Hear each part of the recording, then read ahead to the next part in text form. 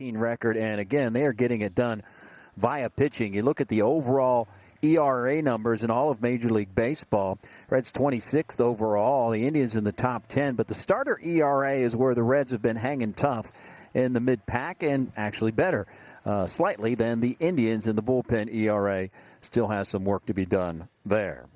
It'll be Wade Miley getting the ball tonight for the Reds. Started off the season with 2 scoreless appearances, and then he ran into trouble. As you look at his numbers overall, 5 starts, 3-2, 2.67 ERA, but his worst start of the season came against these Cleveland Indians back on April 18th. 5 innings, 4 earned runs in a Reds loss, so he'll be looking for redemption there. Also, numbers not great at Progressive Field. One guy that he'll try to avoid is Franmil Reyes, who has had it going on this season. 400 average at home, 6 home runs, 14 RBIs. Overall, his 16 extra base hits, tied for 4th in the American League. 626 slugging percentage, top 5, and 8 home runs, tied for 6th in the American League. He'll be in the middle of that Indians lineup as the Reds look to claim the Ohio Cup once again. A lot of twists to the Reds lineup tonight. One, Shogo Akiyama is back. That means changes abound with Votto out and more. John Sadak, Chris Welsh have more details when we come back. Progressive Field. Wade Miley is ready. The Reds are ready. The ignition of a 3-game set in Cleveland against the Indians.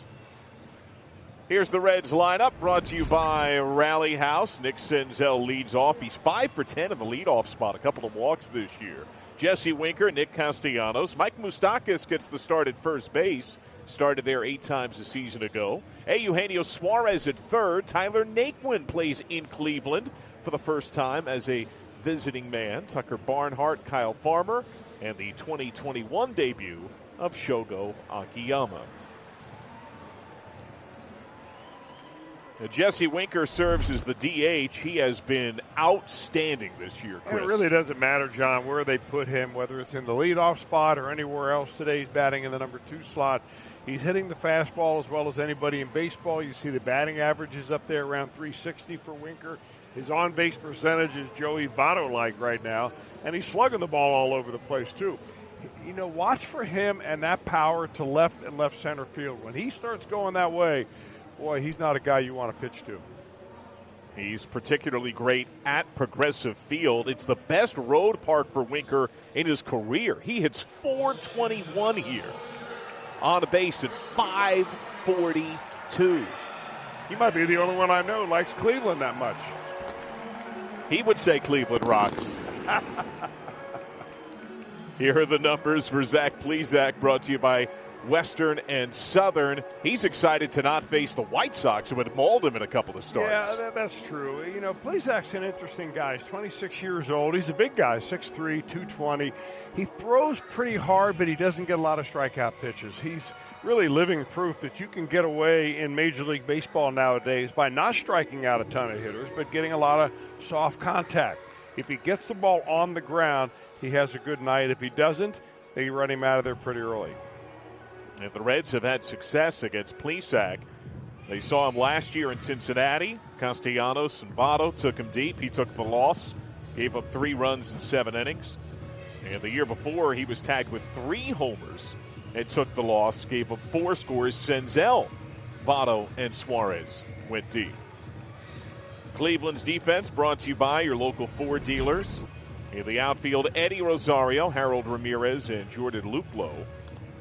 The infield, Jose Ramirez, Ahmed Rosario, who can play outfield as well, Cesar Hernandez, and Josh Naylor, who booted a ball that had grand consequence against the Reds. Austin Hedges catches. Their primary catcher, Roberto Perez, fractured his ring finger when a cross-up occurred earlier this week. He had surgery today, so Hedges is now the primary receiver.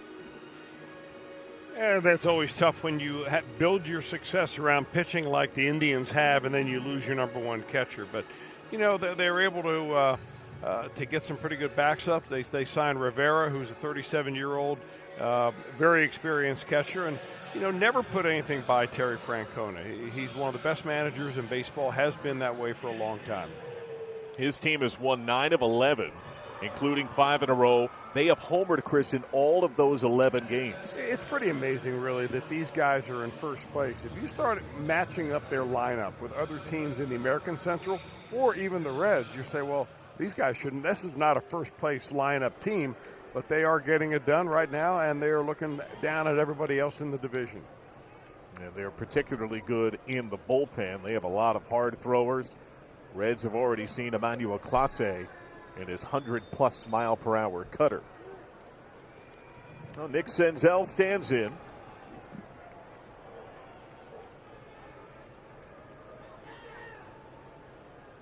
Downstairs target. Plesac gets a chopper. Handled by Ahmed Rosario. And Senzel done on one pitch.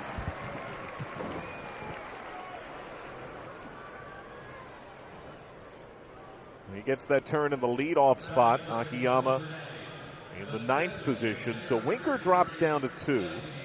He is the top hitter in the National League by average. And oddly enough, everybody talks about Great American Ballpark, and rightfully so. It can be very run-scoring and home run friendly. Winker does better on the road. He's hitting .390 on the road this year. It's always great to have a game that travels. Right.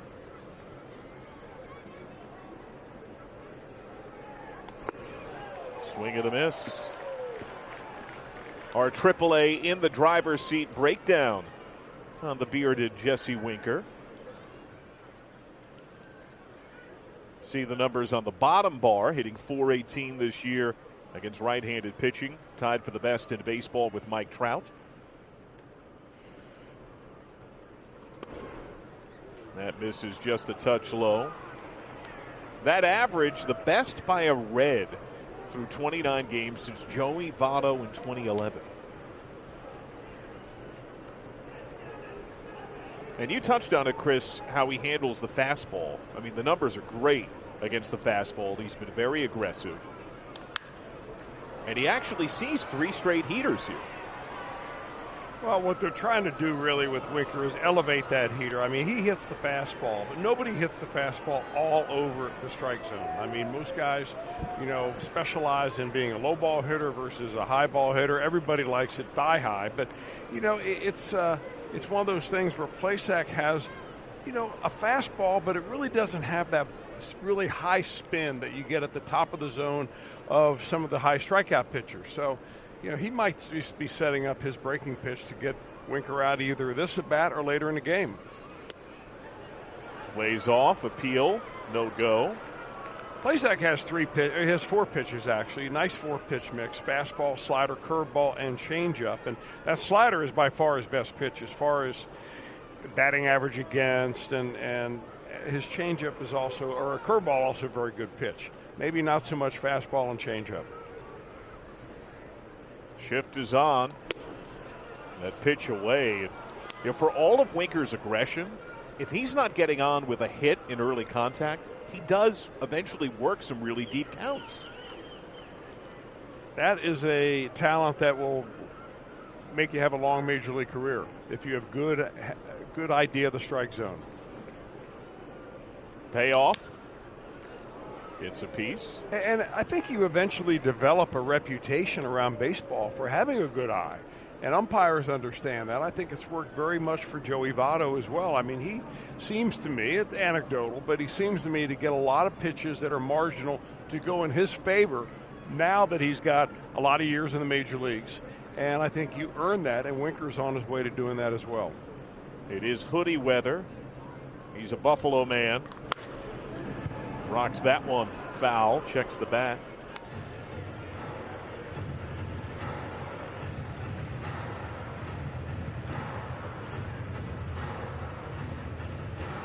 He's a Buffalo man raised in Florida, though, I think, right?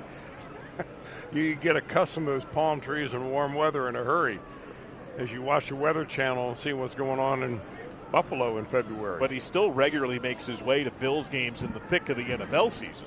Club seats. He's with the Mafia. Come on, he's Winker. And he's down on strikes. Well, still a good AB. Made Plesac work there. And finally zipped the fastball by him. A little bit of action on that pitch. He saw just about everything that Plesac has. Now he's got to contend with Nick Castellanos, and the off day probably came at the best of times for Castellanos. A couple of games ago was lifted with tightness in his back mid-game, was a late scratch in the lineup in the final game of the homestand, so he had an extra full day to let that back tightness fall away. Yeah, the Reds have had a schedule so far where they have not had a long string of games in a row. This is the first time they've been tested like that. And there's some other teams, for instance, I think they played, was it the Cardinals, who had 17 games in a row heading up, looking at them. And the Reds have had their fair share of off days. So all of that is about to end here as you start getting into the daily grind of baseball. And you want your horses to be healthy. This is the start of a season-long 10-game road trip. 17 straight days with a game, 30 games in 31 days. Loaded swing comes up empty. And there you go. And they're going to see 4 first-place teams. Cleveland now in sole possession of first place for the first time in nearly a month. The Giants, who are a surprise in the West, the Phillies, and the Cardinals.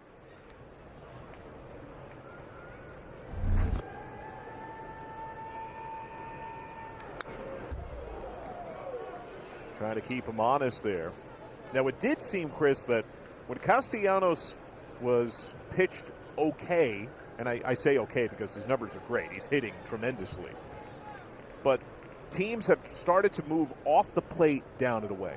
Not in the strike zone, off the plate by a couple of inches. That's a hard pitch to execute, though, right? Well, no, it's not a hard pitch to execute. Throwing the ball down the dirt away is easy. In fact, you can do that, but the fine margin of throwing it where it looks like a strike and ends up as a ball. Yeah, I don't mean down in the dirt. I mean like that, like 2 to 3 inches off the plate. You know, as I said before many times, John, you know, the 2 best pitches in baseball are the ones that start out as a ball and end up as a strike, and ones that start out as a strike and end up as a ball. Right. And for Castellanos, as aggressive as he is, once you get a couple of strikes on him, expanding the zone is what pitchers want to do.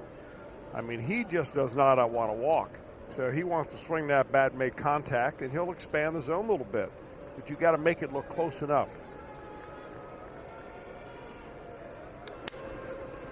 Ground ball. Jose Ramirez. 1-2-3 inning. Wade Miley at the ready, one of the fastest workers in baseball, all zeros. Brought to you by Rally House. Cesar Hernandez leads off. Jordan Luplow. Jose Ramirez, who has 9 home runs to lead the team, top 5 in baseball. Franmil Reyes, extra base hit machine. Eddie Rosario, Harold Ramirez.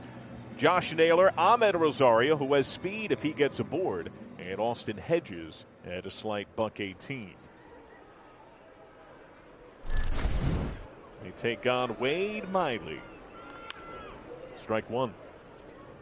Yeah, Miley, the perfect guy to pitch when you have an hour plus rain delay, because he'll get you back on schedule here as best as anybody. 5 starts, 3-2 record, good earned run average. And those numbers from Western and Southern. I mean, look at this. The pace that he has. The conductor, Wade Miley. Yeah, it's interesting, really, because hitters, they don't want to pause the game. Umpires don't like when hitters pause the game, step out of the box when they're not supposed to. So some guys feel an obligation to be in there when Miley wants to speed it up for him. Farmer handles with a plum. So the Reds defense brought to you by your Ford dealers. In the outfield, welcome back, Shogo Akiyama. In left, Tyler Naquin, Nick Castellanos. And that here are the changes, Chris. What's your feel of this infield? Well, Mike Moustakas is the obvious guy to go to first base right there. But I think the other guys are up for change. I mean, I'm interested to see that Suarez has been moved back to third base. Farmer tonight goes the short and then Senzel at second. But, you know, things are going to change when you put Jonathan India in the ball game. Where's he going to play? I don't know. Are you going to shift Suarez back and forth from third to short? There are a lot of things, I think, that the Reds are going to work through just until they find a little combination. All you're trying to do is get your ball club to click a little bit. And Tucker Barnhart does the catching. Moustakas the turn at first. Now, Moose spoke today about the move to first base, and he didn't anticipate a major issue, but he did say the unique challenge, because he has done it a handful of times before, is reading the spin, that it inverts on the other side of the field. How do you prepare for that? Do you read the ball during BP and just stand at first base? Or? Well, I mean, he's had enough times out there that he knows what to look for, and that's one of the biggest things right there. I think footwork around the bag is another thing. It's people think that first base is an easy place to play just because you got a big mitt and everybody throws a ball to you on a fly, but that's not the case. Your footwork's important. Being in position on bunts is important. Holding runners on and getting in a defensive spot is a good and important thing. I mean, you can be exposed out there pretty easily, but he's a ball player. I mean, he's just a good all-around ball player, and I think he'll be fine. Full count now on Jordan Luplow, who finds himself in an extended funk but hits a lot of homers. And that is picture perfect. Oh, what a frame job. And Miley slams the spot. I mean, you got to ask yourself, you're sitting on your living room couch and you're saying, well, what is he looking for right here? I mean, is he looking out over the plate for a certain pitch? I mean, this was a fastball that clearly caught the strike zone.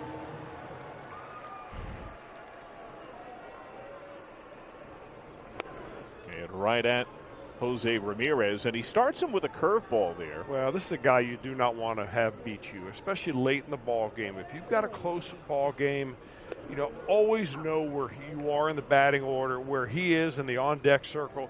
You just cannot allow Ramirez. He's the premier hitter on this ball club. You can't allow him to hurt you. His numbers in what Baseball Reference defines as close and late are elite.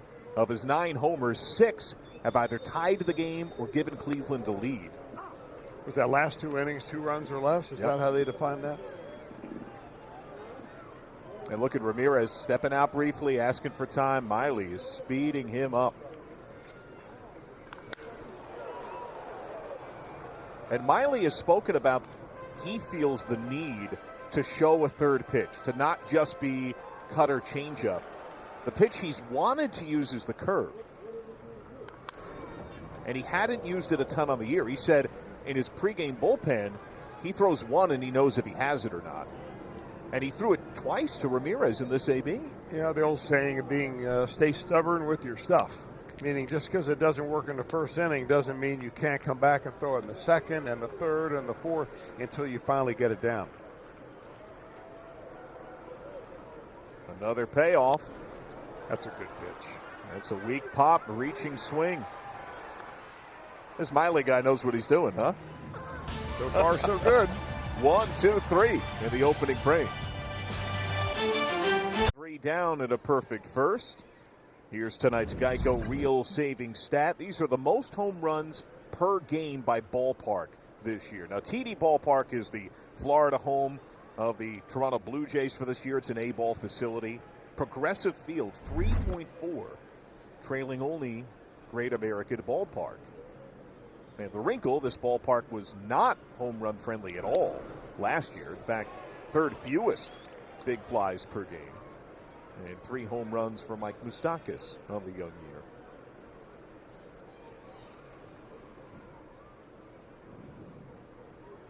A generous strike 1.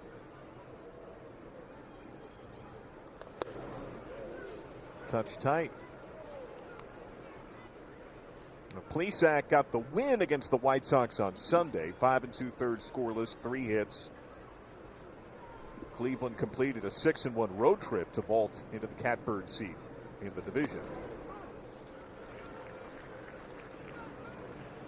You watch Plesac's delivery, and it's a lot like many of these pitchers, Trevor Bauer, Lucas Sims, almost like a dart thrower. The way he takes the ball out of his glove, very short arm, gets that ball right behind his ear and cuts it loose.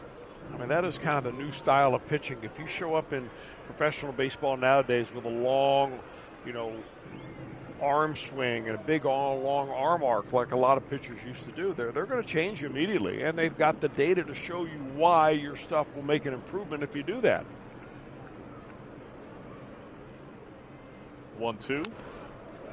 Now, So help me out here. When you go more shorter arm, one of the upticks, from what I understand, is you can improve velocity. It's one of the ways you can bring that up. Mm-hmm. But some pieces that I've read on that also say command can be a little off, and believes that some of the spike we've seen in batters getting hit or being thrown near is coming from, of sorts, one of the factors being that shorter arm movement.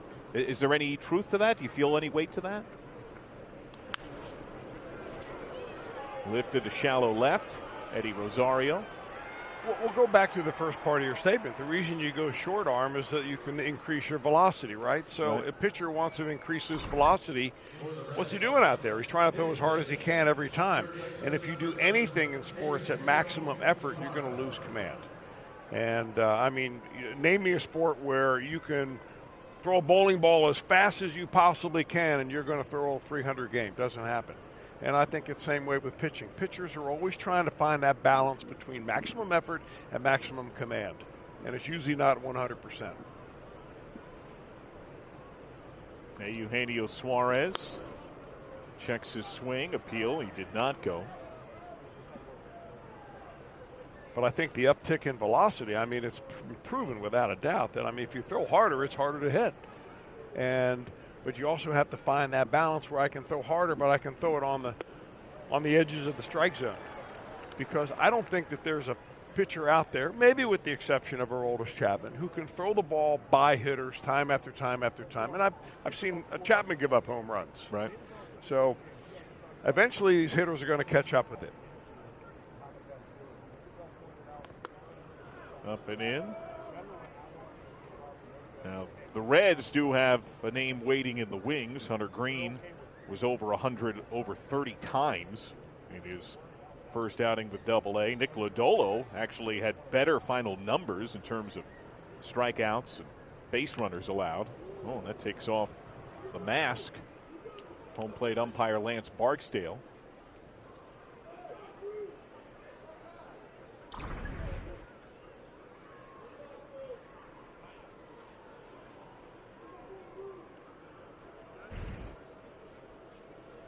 Umpires have been getting a little banged up in Reds games this year.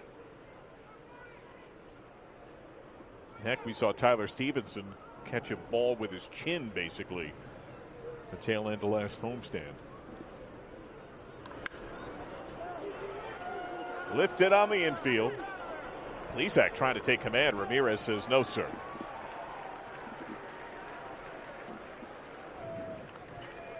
Well, John, you were talking about Nick Lodolo and Hunter Green, Double-A, Chattanooga lookouts, and definitely look out for them. Lodolo Thursday, 5 innings pitched, just 2 hits, no earned runs, didn't walk a batter to struck out 10. And Hunter Green, as you said, he was topped out at 102 through 71 pitches, 51 of which were strikes. And Jose Garcia, we saw him with the big club last year. Home run in back-to-back games to start the season. So the Reds as an organization really have had a terrific start to the minor league season. I love that. That Double-A team is going to be one to watch. At both low A and high A. A lot of power in the lineup. There's strike one. If I was in Daytona, I would be getting some tickets because they got some guys that could swing the bat down there at the low A level. Yeah, that is one of the wrinkles this year. Dayton and Daytona have inverted levels. Dayton is now high A. Daytona is now low A. That's a ground ball that has eyes and gets on through. Tyler Naquin came up in the Cleveland organization. 2-out single. Well, he came over to the Reds mid-spring training. He was cut loose by the Indians, so anything that you can do against your former club is going to make you feel happy.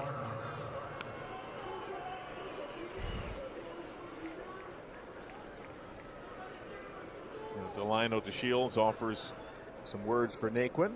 Gets the greeting from Naylor, and now Tucker Barnhart. And Chris, when you've been on the stage for pre and post, you've taken a dive into the production that the catching spot has given the Reds. Both Barnhart and Stevenson have been dynamite. Right now, that platoon is one made in heaven. The lefty-righty spot of Barnhart, Stevenson. Stevenson seemingly gets a couple of hits every time he takes the field. Fairly well hit ground ball and out. 2-out single, and that's all offensively. The MLB Ballpark app will complete your next visit to Great American Ballpark. Buy and manage game tickets, redeem offers, access exclusive content, and much more. Download the MLB Ballpark app today. Reds have won 5 of 8. They're within a game of 500. Wade Miley, sensational in the first, 3 up, 3 down, working very quickly. Now faces Franmil Reyes.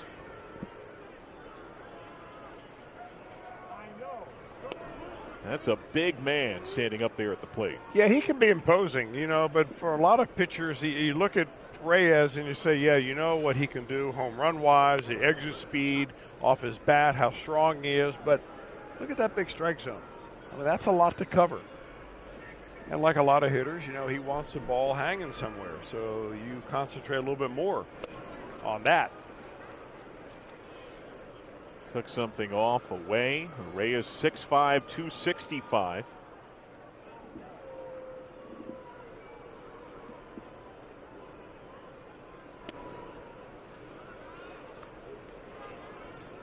Well over half his hits are extra base hits. And you see there at the bottom of the screen his OPS at home.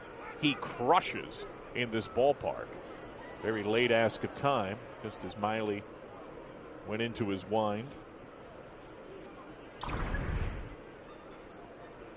Reyes trying to get ready. We don't even have time to show the replay. I mean, that's how quickly Wade Miley is working. Kind of interesting, really. Reyes came to the Indians in part of the deal that sent Trevor Bauer to the Reds. Yep. And that is on the inner edge, strike 3, 2 Ks for Miley, both looking. I mean, Miley used the entire strike zone at bat. I mean, he had him fishing for low and outside changeup. Here he puts a little fastball right on the inside corner. And there's just enough comeback action right there to freeze the hitter. Now, there's a great example right here. If you took Wade Miley and you said, all right, Wade, we can add 3 or 4 miles to your fastball by shortening your arm, do your overload, underload system, get your spin rate on your fastball up there a little bit, and you get Miley from 90 to 93. The question would be, would his results be any better than they are with him pitching at 88 to 90? And I think every pitcher, falls into a certain slot. Every hitter falls into a certain type of hitting slot. You just have to find your comfort level and then get really good at that. That was in. And he turned on it. Castellanos 2 down. So Eddie Rosario flies out.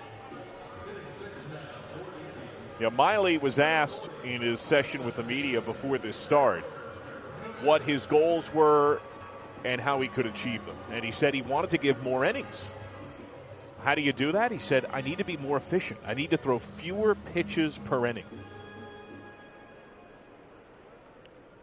Here he is, ready for his 29th pitch with 2 out in the second. And that's in the dirt to Harold Ramirez.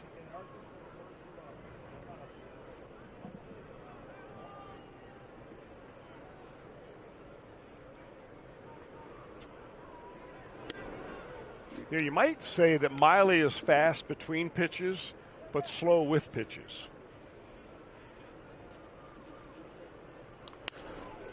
Might have broken his bat there. Nice play by Farmer. Takes Moustakas off the bag, and he makes the tag. Fresh to first base, and a clean receipt by the Moose. Home game at Great American Ballpark. If a Reds player hits a home run that hits the Toyota Hit and Win sign, one lucky fan will win a new Toyota Tundra. Visit your Cincinnati and Northern Kentucky Toyota dealers today and register to win. Wade Miley, perfect through 2. Reds need to win 2 of 3 here in Cleveland in order to claim the Ohio Cup. Nice play by Kyle Farmer sent us to break. And he takes a strike from Zach Plesac. Now, when David Bell was asked about Mike Moustakas at first base and the rest of the shuffle, whether this would be the rigid defense, he said no. This is going to be a day-to-day thing. It'll depend upon the matchups.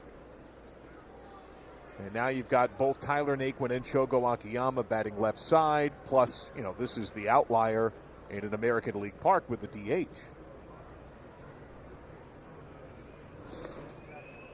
Well, if you follow David Bell's lineups anyway, I mean, you know that there is no set lineup for him. I mean, he's always playing matchups. You're always trying to get an advantage where you think that, putting guy in a certain slot may help your team score a little bit. And this gives him more incentive to do that. I am happy, though, that Farmer's getting a chance to play.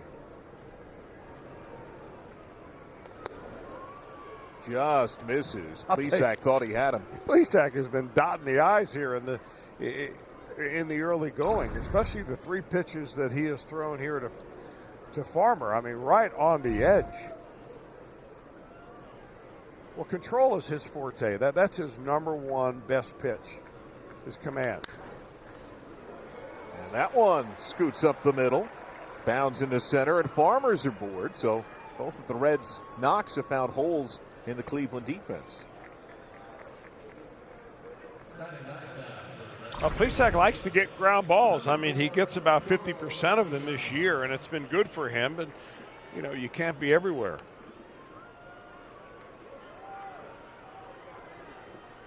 That used to be a base hit every time. Now, half the time, there's a guy standing there behind second base. Right. And now with Shogo Akiyama up, Jose Ramirez crashes in. He plays on the grass at third. Akiyama went 1 for 11 during his short rehab at AAA. Flick to first, and Farmer plunges back safely. And you saw a different Akiyama from the first half of the shortened season into the second half of last year. Everything was tough last year, especially you come over your first year in the big leagues and they have a pandemic. And no one knows what's going on every day when you get to the ballpark. But I thought the speed of the game caught him by surprise last year. It looked like to me anyway. But he adapted. I mean, he worked very hard at it. And I think by the end of the season, especially in September, he was one of the Reds' best players. He was getting on base a lot. And he had caught up with things. And I don't think that learning curve this year will be anywhere near as steep. Ground ball. Naylor lost by Ahmed Rosario at second base.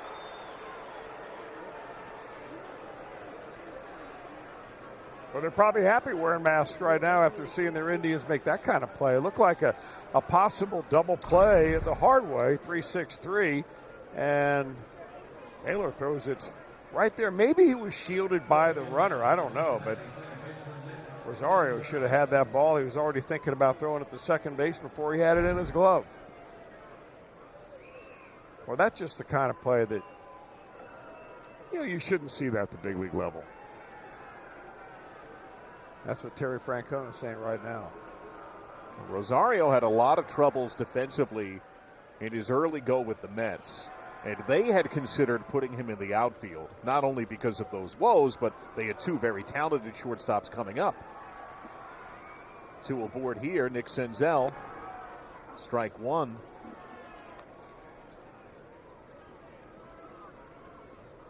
Oh, it is called an error on Rosario.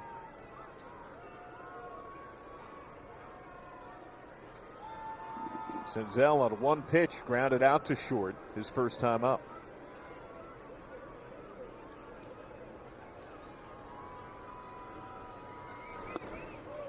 Swing and a miss. Yeah, this is a great opportunity for the Reds because you have a pitcher who's not a high strikeout pitcher. You got a couple of runners on base. He feels like, how did I get in this jam? I gave up 2 ground balls and now I've got first and second, nobody out. This is where, if you can, you put your foot on the throttle. And for Senzel, that means taking his breaking ball the other way. Runner's a big lead. That's way outside.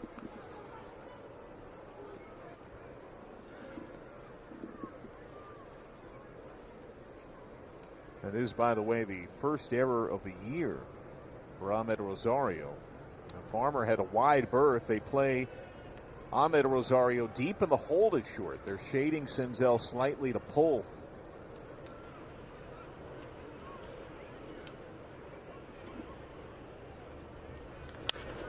Bit of a reaching swing, poke, backhand pick. Hernandez stops on the bag. Throw not in time. Well, Farmer gets over to third. Men at the corners, one out. Yeah, speed is a wonderful thing, and it's the one thing that really doesn't slump. Even when you hit a ball softly like this, they're trying to go for two, but Senzel basically outruns the play.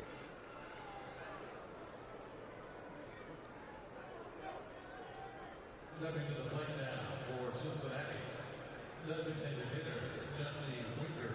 And if the Reds were to choose any one hitter to come up in this spot, I think they got the guy at the plate right now. Jesse Winker is not only their best bat by average, their best hitter on the road. He's also been the most productive in these situations. Men on base and men in scoring position. He has been great.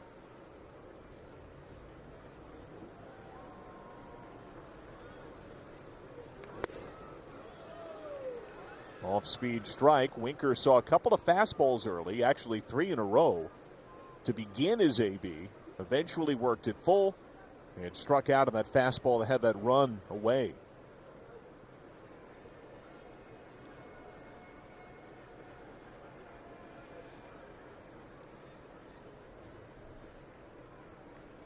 A 1. Man, that's a tough pitch. And there you go. Highest in the National League with men in scoring position. 455 in 22 ABs. And Plesac has toiled in that spot. He's got the 5th worst opponent's average with men in scoring position.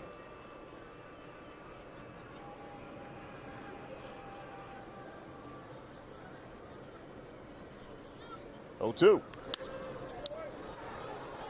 That is skied foul, twisting to the stands.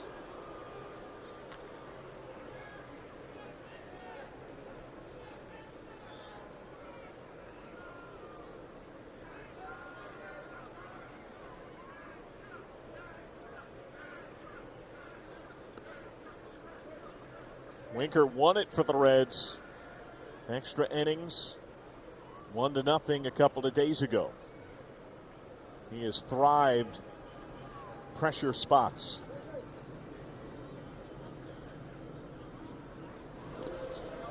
And you can see the glove of Hedges.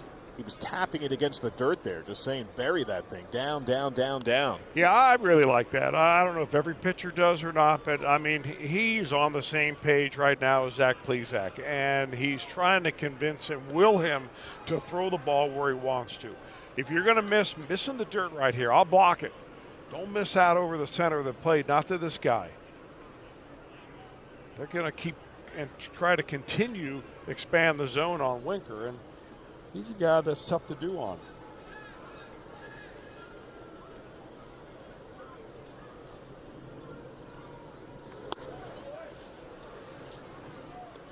So you go downstairs and you miss in the dirt. You go upstairs and you miss up around the eyes.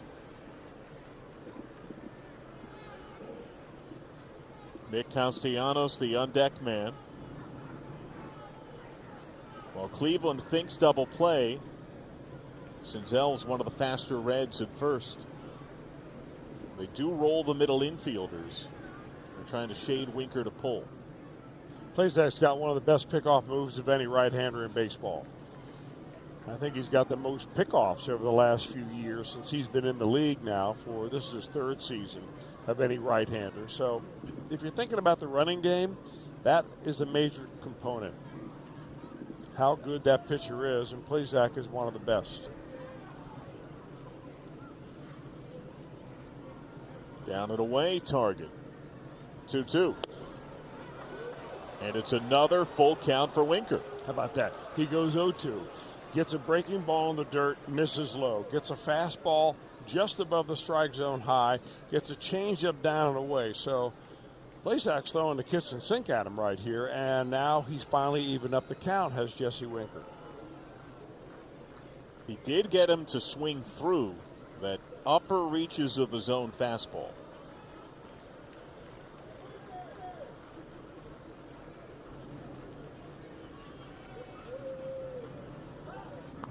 There's that pickoff look.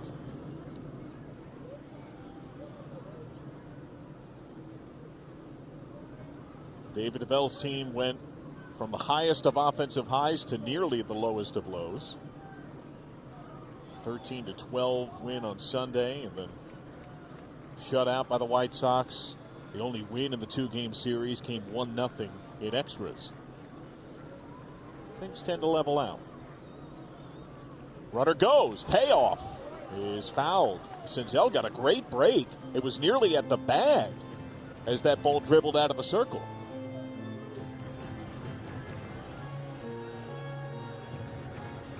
Well, a couple things happen when you put your runner in motion on a 3-2 count. If it's ball 4, he's automatically walking into second base. You're hoping that Winker doesn't strike out, but you're also taking advantage of a 3-2 count where the pitcher now is really concentrating on the hitter. He's not really as worried about the runner now because the damage that Winker can do. Yeah, he may get a throw over here, but when it's time to throw to the plate, he's all in on getting Winker out.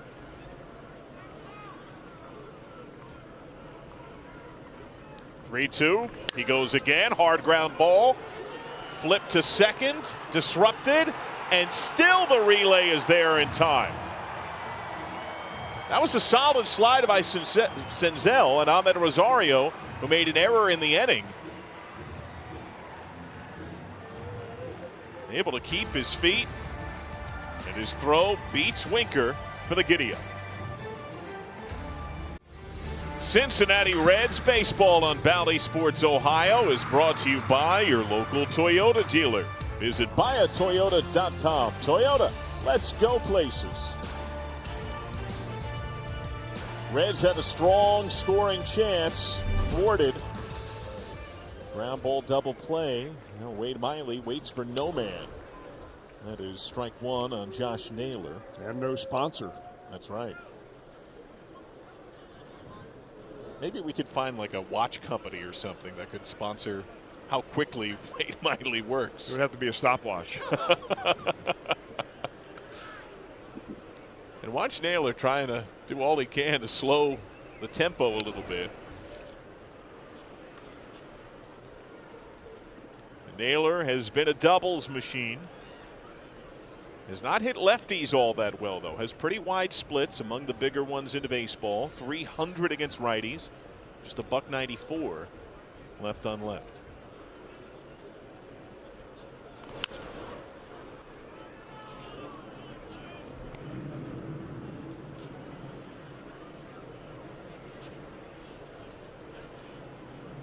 You see the run that Naylor's been on in his last 9 games, bottom of the screen.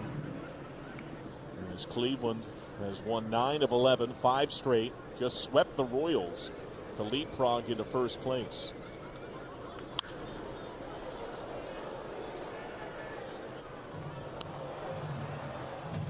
Can the hitter feel what a catcher's doing back there?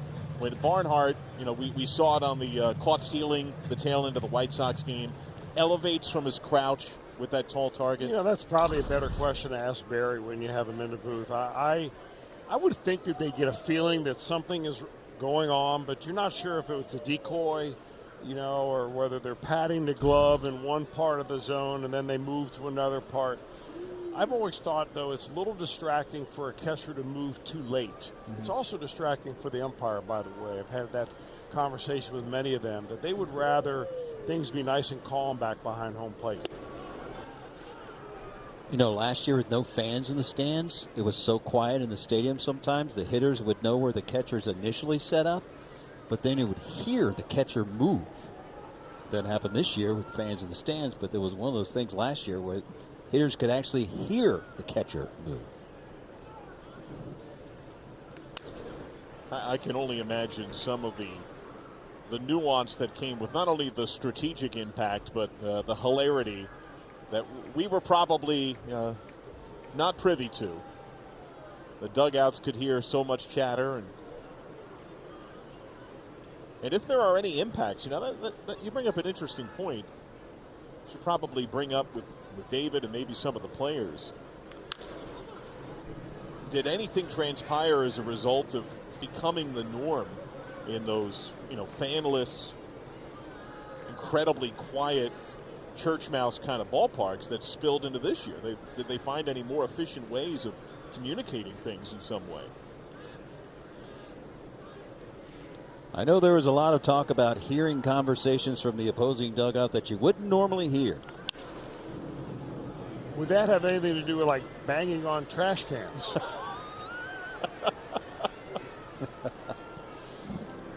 Since I think the Astros were in New York recently, if I'm not mistaken.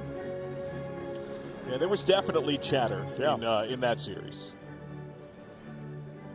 All is one from the crowd in different segments. You know, Naylor's an interesting young man. He's only 23 years old. He's already had a few years in the major leagues. He originally was drafted by Miami out of Ontario, Canada in the first round, 12th pick overall in 2015. Then the next year he was traded in that Luis Castillo deal that went from Miami to the San Diego Padres. A few years later, he was traded by the Padres to the Indians. He went. No need for appeal. There's the breaking ball from Miley in his third strikeout. He's retired the first 7.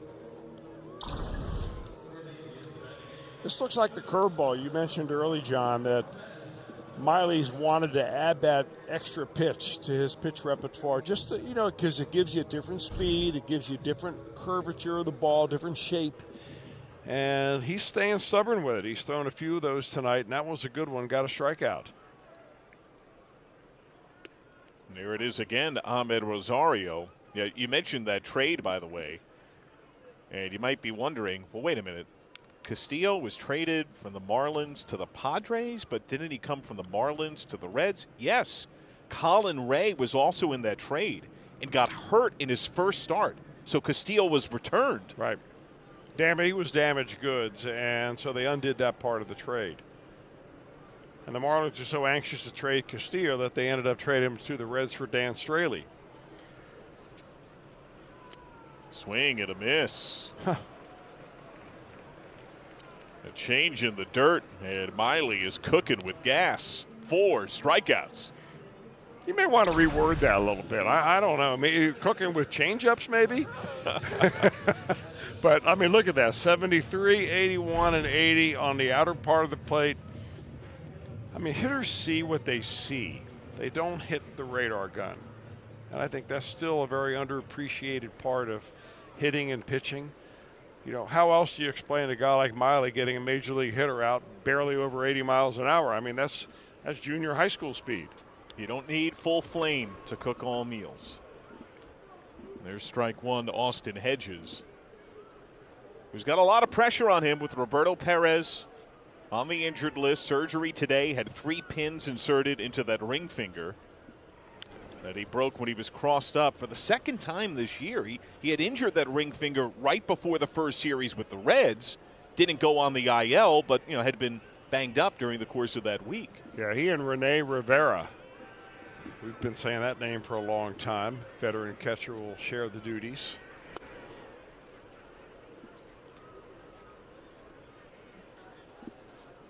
Hedges, a second rounder by the Padres in 2011.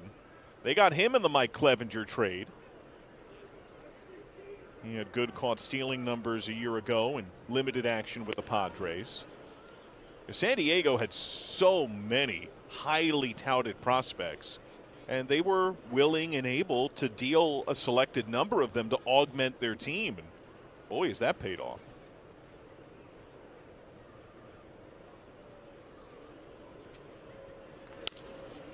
Right back to Miley. He could pick it, too. No base runners for Wade Miley through 3. Scoreless game. Today, treat the mom in your life with the gift of a Reds Rookies Baby Club membership. The membership guarantees mom an easy out with her infants and toddlers while making lifelong memories enjoying the fun of Reds baseball. Visit Reds.com/rookies and enter to win a free Reds Rookies membership. 3, 4, and 5 due up. Nick Castellanos, 9 home runs on the year, top 5 in baseball. Taking on Zach Plesac.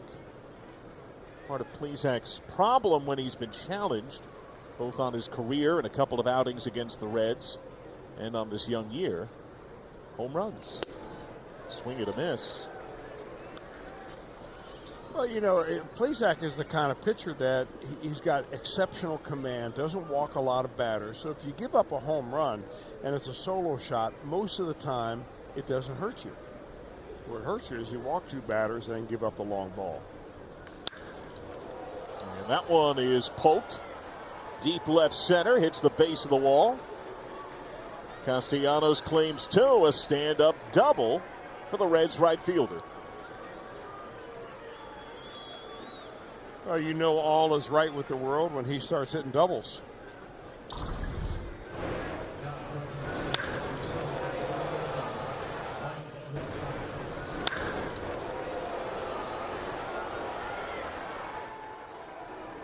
There is a certain sound to his contact this year. He has a lot of body movement, and you can see for a guy that is very aggressive like that, he's gonna look bad on some pitches, but he's going to hammer some other ones if he gets that timing perfect. Plesac pitched Moustakas in a lot first time up. Goes away. It's pulled to first. Nice pick. Naylor feeds Plesac, but that'll do the job. It gets Castellanos to third base with 1 out.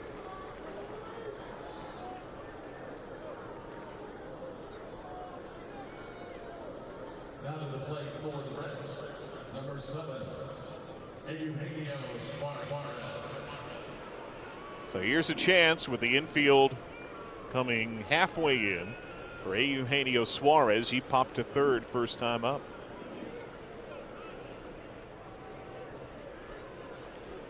Now remember that Naylor on his career hadn't had a ton of experience at first base, and he made the error when the Reds won in extras.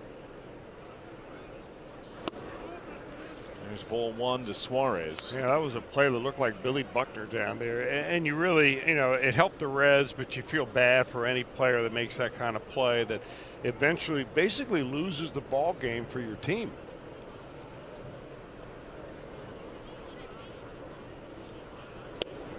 You know, pitchers are put in that spot, they feel, you know, more often than position players where, you know, reliever comes in, gives up a 3-run home run, you lose the game, and you feel like the whole game was your fault. Doesn't happen all that often the way Naylor did in Cincinnati when the Reds came back and miraculously beat the Indians in that game.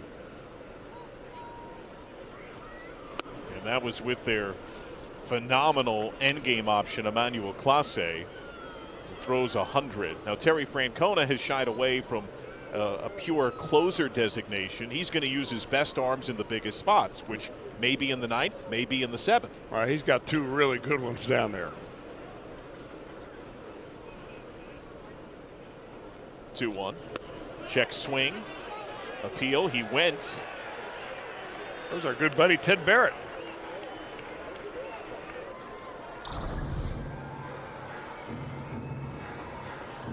You know, when I see a hitter doing that on a 2-1 count, you're kind of in control of the count right there. You should be shrinking the zone. You know, it just tells me he's still not seeing the ball well. Not picking up the breaking pitch, maybe not picking up the spin. And maybe shorten up right here, put that ball in play. Get a run in. 2-2. Fouled hard.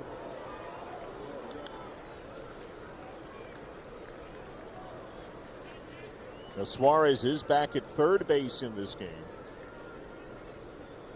And David Bell confessed that he thinks, you know, trying to apprentice once more at short, his original position, but that was years ago.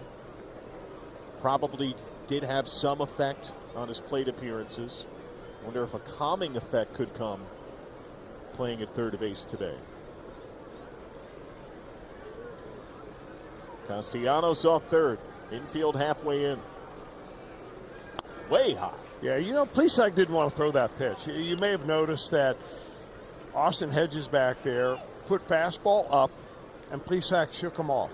And he kind of made a fist, Hedges did, and said, come on, you're going to throw this pitch.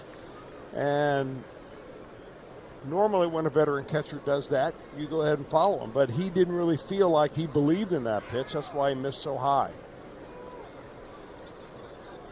Down and away.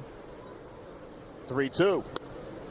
Clips the upper third, strike 3.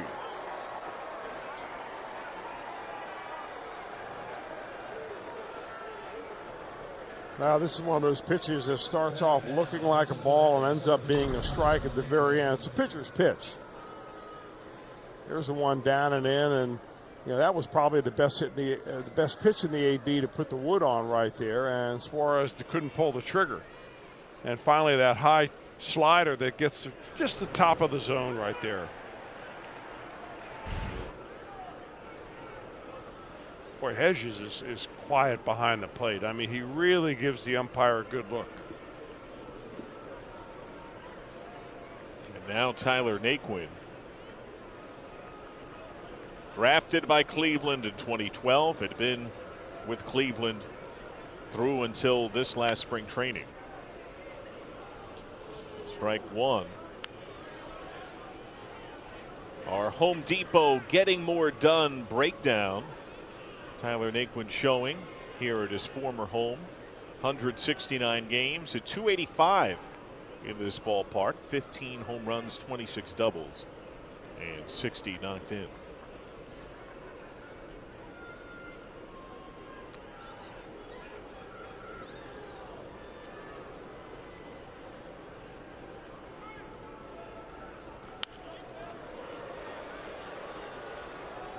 And they play him not quite straight up, but not a shift. Two infielders on each side. Naylor guards the line. And now with a couple of strikes, Ramirez breaks a touch more away from third. And we have seen with bigger shifts against left-handed hitters. We saw Tony Walters try to steal home against the Reds. At first he did. Replay said he was out. So Mookie Betts take a lead halfway home against the Dodgers. Castellanos feigns an attempt. 1-2.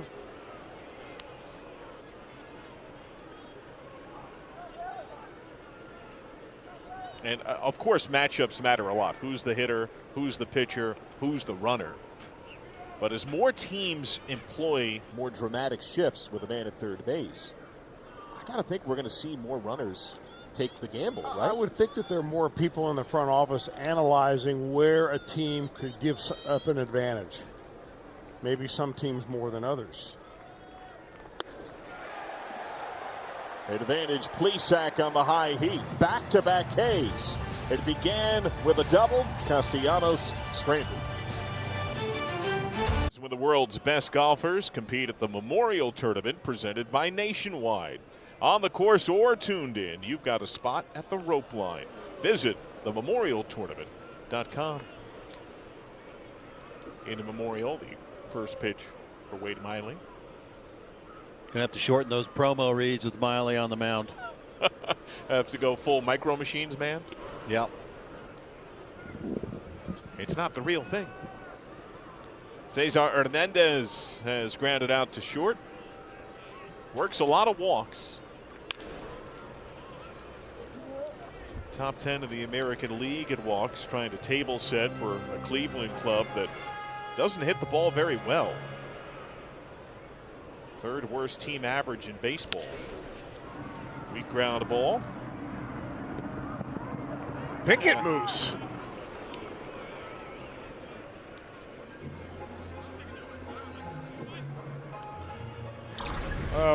Mike Moustakas picking up right where Joey Votto leaves off, and Votto is very good at the scoop, and he gets right down there. Moustakas does, and able to corral that bouncer. Also curious to see when and how Nick Senzel gets challenged at second base. He's only had a handful of games there so far. Jordan Luplow, backdoor strike 1. You know, he had come up, of course, originally as an infielder, moved to the outfield, has filled in some of the infield again of late. Because we saw Jonathan India play perhaps his best defensive game at second at the end of the homestand. He was challenged on 3 or 4 Not incredibly difficult plays, but not clean or average, ordinary plays. Wade Miley is far from average tonight.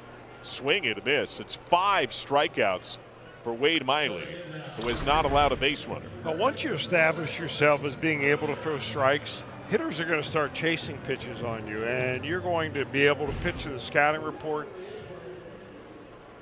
make them chase pitches they wouldn't normally do.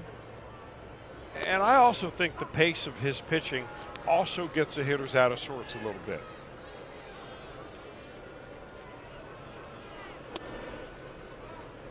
Jose Ramirez has popped to third. Remember, first time up, he started 2 looping curveballs against Ramirez and then sped him up with stuff elevated. Now he works down off speed. Lost by Suarez. The throw. Still in time. Hey, Eugenio Suarez recovers. And Wade Miley still perfect. We are through 4 in Cleveland, scoreless.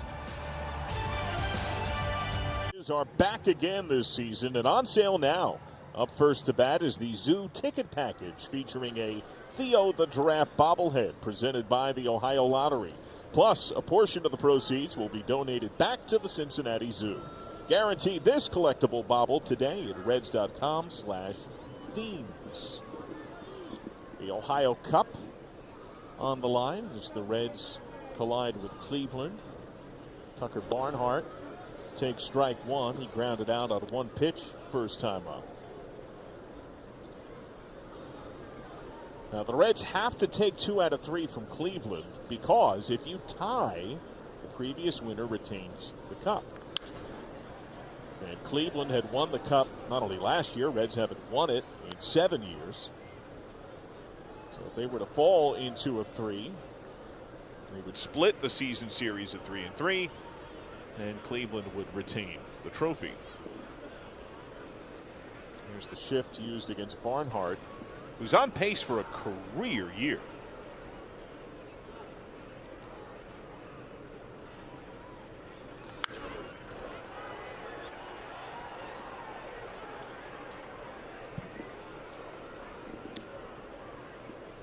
Every major category for Barnhart is average, on base, is slugging. Would set new career high marks, and the comfort level of going exclusively left side feels like it's truly settled in this year.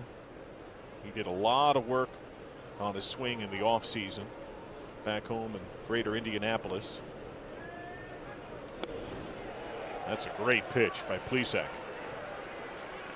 Well, that's 3 strikeouts in a row for Zach Plesac. And, you know, we've talked about how the Indians have built this particular team on pitching. Of course, when you let Francisco Lindor go, you're kind of maybe ending a really great era for the Indians. But they hit the gold mine there in 2016 with their amateur draft. They picked up Shane Bieber, Zach Plesac, and tomorrow's starter Aaron Civale in that draft. And none of them were, you know, 1st or 2nd round picks. Civale was a 3rd round pick. Plesac was a 12th round pick. And Shane Bieber, who's maybe one of the best pitchers in all of baseball, was in the 4th round. And you add them all together, out of that 2016 draft, they have picked up 17.4 wins above replacement career-wise with those 3 pitchers. That's quite a dandy trio to grab, you know, kind of later in the draft. I think the highest draft pick of any of them was around 95th taken in the entire amateur draft that year. So somehow the Indians seem to be able to do it over and over again. Get pitchers, either trade for them that haven't yet hit their prime, they come to Cleveland and they hit their prime, or they develop them out of their system. And they've been doing that even as their front office has shuffled and changed. That's gone over multiple regimes going back a couple of decades plus now. And normally that's led to positions of strength similar to what we were talking about earlier with the Padres, where when they have the right build in place, they can trade off pieces. But I wonder, not only with the perhaps larger sensitivity for all teams in the game outside of, you know, the Dodgers and Yankees are kind of outliers in how you spend money, will we see the trading of prospects at nearly the same rate, or will we see a change to the value you get for them? And when will you know what value was there, considering the entire minor league season a year ago was lost? Low bound, Ramirez. Oh, doing the splits, Josh Naylor. I'll tell you, for a guy that hasn't played that much first base, he looks very comfortable down there. And we've seen him make a really nice stretch a couple of times. And he gets right out there to make sure you get your man on that 5-3 putout.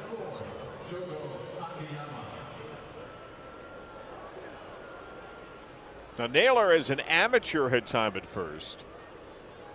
But when he made that error that allowed the Reds to tie the game, force extras, and win it, that was at the time his 6th career game at first base. He was at first base largely to get Franmil Reyes in the game. I remember playing at the Reds, no DH, and Reyes is a nearly positionless man at his size, so they put him in right and brought Naylor in. Akiyama has reached on error.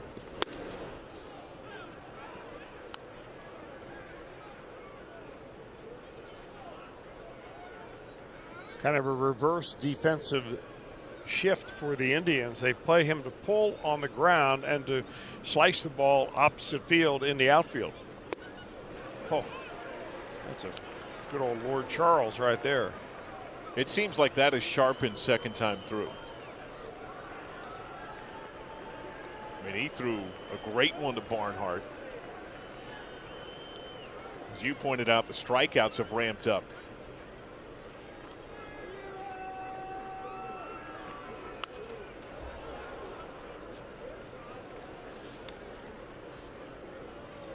This Cleveland team is a bit of an outlier in its schedule. Entering tonight, 23 of Cleveland's 30 games had been played against divisional teams. That's incredibly substantial. By contrast, the Reds have only played 12 divisional games.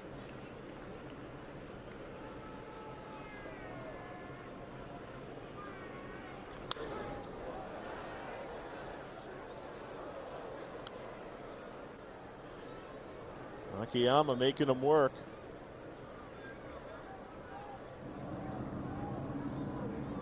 There you go. They're 15-8 against the American League Central, 2-5 against the rest of baseball, including 1-2 against the Reds. Well, I think everybody who sized up the American Central thought it would be the White Sox or the Twins, and then everybody else. And surprise, surprise. The Twins have been very much outside looking in. That might be perhaps the biggest stunner of all. Is, I mean, the Twins are not terrible, but the musical chairs game in first place in the Central has shifted between Cleveland, Kansas City, who few folks saw. They've been great in one-run games, and the White Sox, who were very banged up.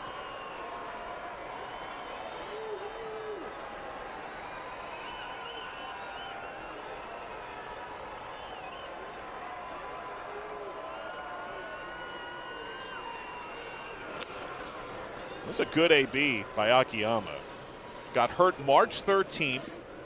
Pretty tough hamstring pull. I mean, here he is playing for the first time since then. And he seems to be seeing him pretty well. This will be the 8th pitch of the at-bat. Got just 11 ABs in true game action on his very short rehab.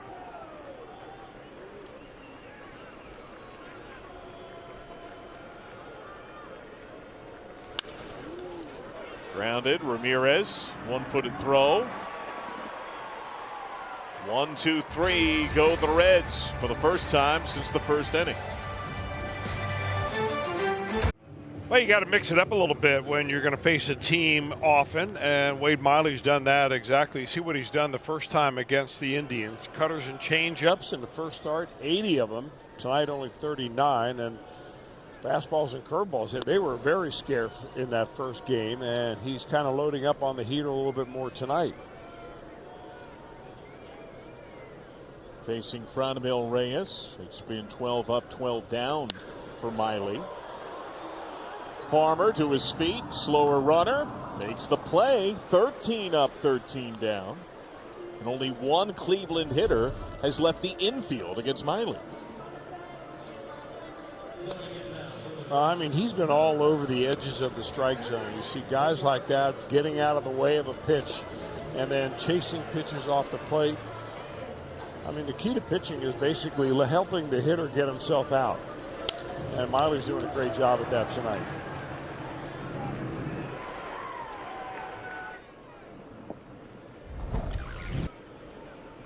There are the numbers tonight.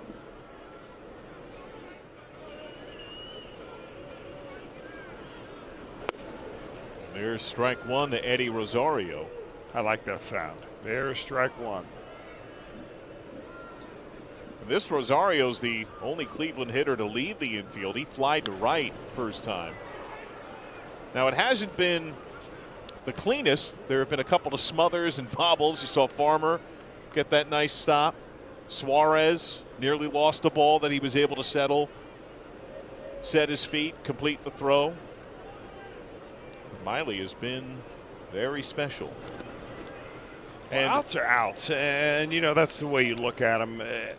Bottom line, Rosario's a guy, you know, who you would think would not be all that easy of an out for Miley because he's a really good bad ball hitter, very aggressive, chases all sorts of stuff. But he's got a remarkable talent for putting pitches that shouldn't be hit into play. He has said that his talent to be a bad ball hitter is God-given, but he's also confessed as he's aged that it's not as easy anymore.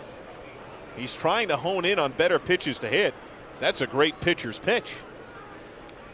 And now a quick word from La Rosa's. Strikeouts for slices from La Rosa's is back. When the Reds tally 11 strikeouts, text Reds, and you could win a free small one-topping pizza from La Rosa's. Wade Miley, Harold Ramirez. Breaking ball to third, Suarez. 5 perfect innings. Wade Miley has been sensational. This copyrighted telecast is presented by authority of the Cincinnati Reds and may not be reproduced or retransmitted in any form, and the accounts and descriptions of this game may not be disseminated without the express written consent of the Reds. Welcome on back to Cleveland. Wade Miley, the story so far, perfect through 5. The Reds offense has been slight, 3 games running, blanked by the White Sox a couple of games ago. Got the game's only run to win in extras last outing. And scoreless tonight. Zach Plesac has retired 6 straight. Nick Senzel is grounded out and reached on fielder's choice.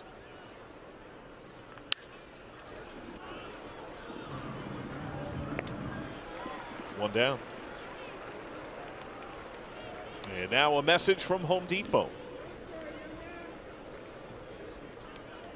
Home Depot Pro Extra program that saves you time and gets you rewarded.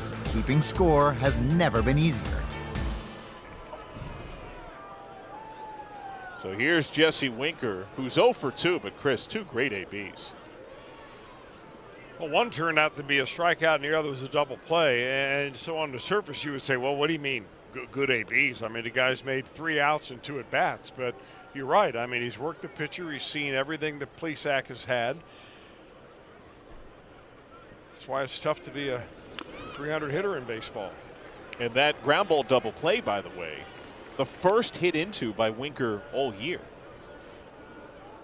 I mean, he has been a line drive kind of man. And it was really a play that was made by Nick Senzel at second base with a little pop-up slide that looked like he was able to break up that double play, and the Indians were still able to get the back end of it at first base. It's an excellent slide by Nick Senzel.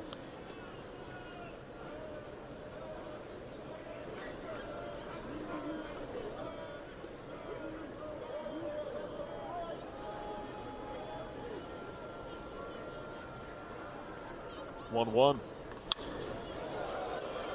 High fly to playable right. Luplow waits.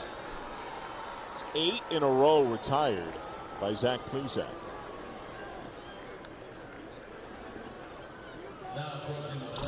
Well, this bat comes out of Winker's hand right here. First I thought it may have broken the bat by hitting the ball right in the very end of it, but he went right down there, I mean really way down there. And talk about having a loose grip on the bat. I wish I could hold a golf club that loose. 4. And Nick Castellanos stung a double to begin the 4th, the last Red to reach. Isn't it funny how games take on certain energy? You know, the 12 to 11 or 13 to 12 game against the Cubs with all the home runs, 10 home runs, was obviously an offensive energy game. This one has taken on pitching and defense.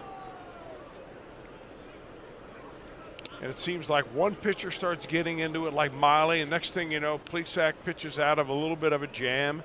You know, he had runner on in the first, had a couple of runners on, runner on in the second, couple on in the third.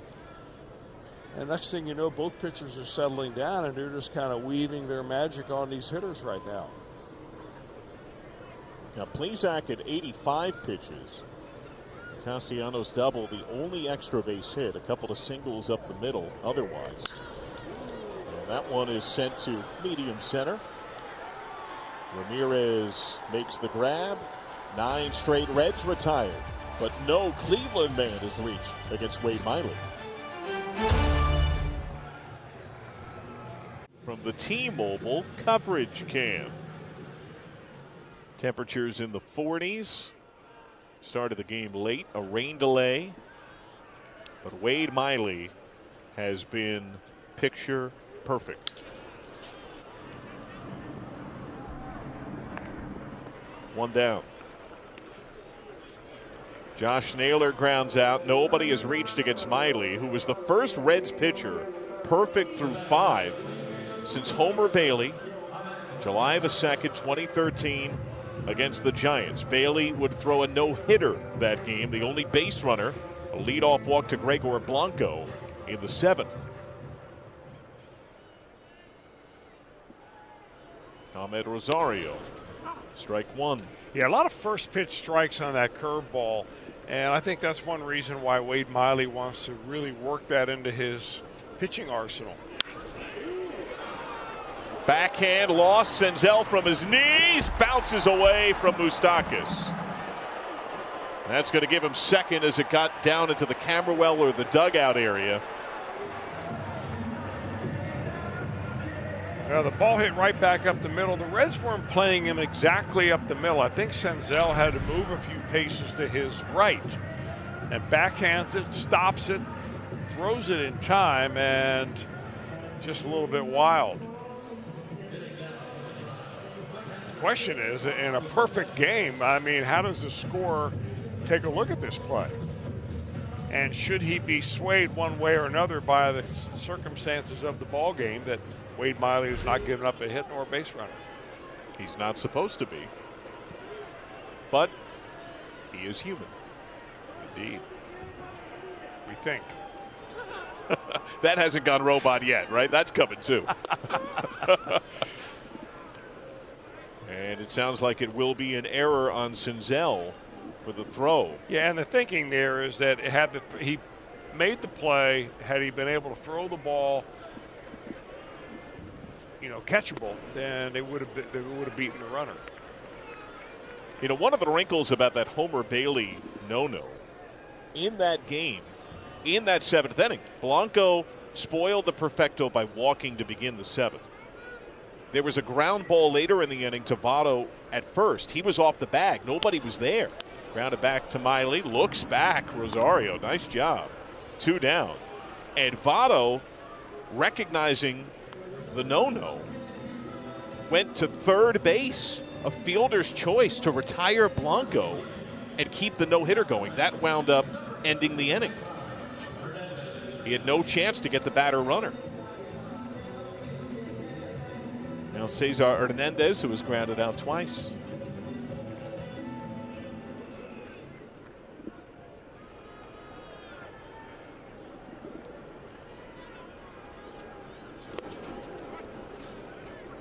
Ahmed Rosario can really fly. He's got great speed. He's not necessarily a stellar base stealer, but a well above average runner. I got to think that's part of the calculus, and Wade Miley giving him a gander here, having looked him back before. Oddly enough, Cleveland's best base stealer is the unrelated Eddie Rosario, who's not nearly as fast as Ahmed, but does have 5 swipes on the year. And Miley's getting just off the plate, particularly now, third time through. We saw at the tail end of the second time through, called for a strike. It's that Tommy Glavine strike zone. Yeah, expand it a little bit. If you can widen it by, half a baseball, the width of a baseball.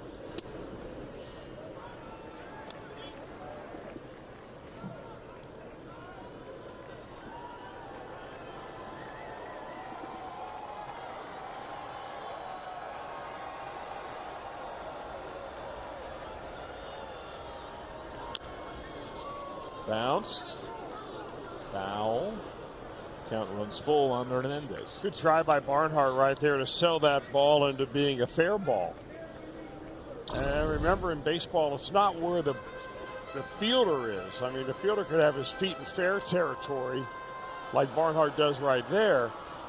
It's where the ball is, not where the fielder is. On a ground ball. On a fly ball, of course, it's where the ball crosses the bag, where it lands, and so on. Outside, ball 4. That's the first clean base runner. Miley's first walk. No still in progress, but scoreless game. It's now 2 on, 2 out. And an all or nothing hitter in Jordan Luplow. Yeah, Luplow, of all the hitters the Indians have run up there tonight, has looked the most uncomfortable in the batter's box. He's chased the wildest pitches, and he's not really full of confidence right now. He's in a 4 for 38 funk. But he's only got 12 hits on the year. Half of those hits, 6 of the 12, are home runs. And this has been a very home run friendly ballpark this year.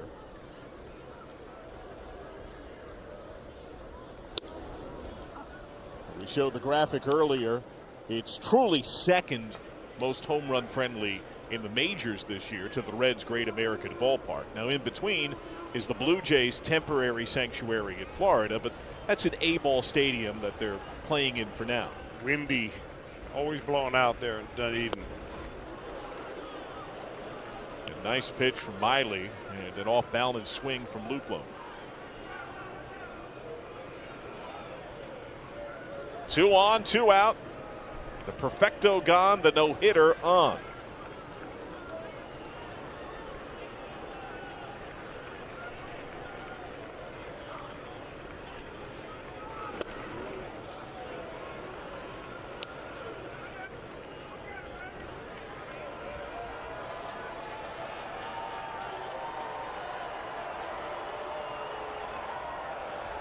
Mike Sarabal quite out of the coaching box at third, trying to eyeball the Reds outfielders.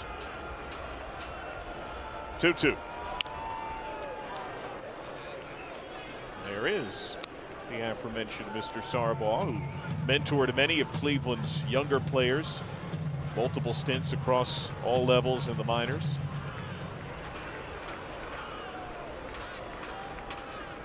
You mentioned it earlier, partner. It looks and kind of feels like a September or maybe October game.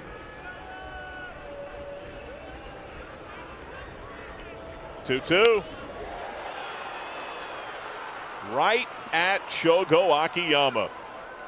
Wade Miley strands a pair. He has a no-no through 6. Daughter interested in baseball or softball? Check out the Reds baseball and softball camps presented by United Healthcare. Your child will receive a week of expert instruction, a full Reds uniform, VIP day at the ballpark, Reds tickets, and more. Visit reds.com/camps to find a location near you.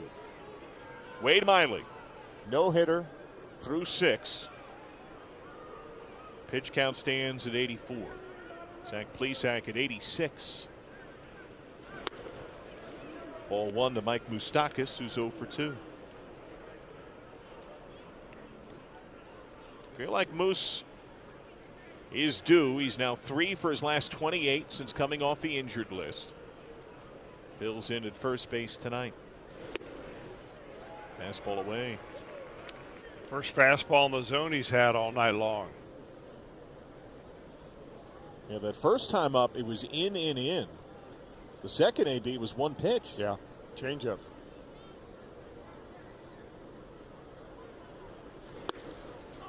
That's a tough location up and in there on the lefty.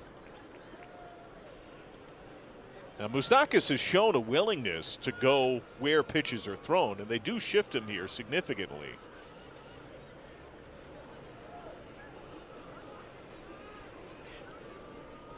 One, two, way high.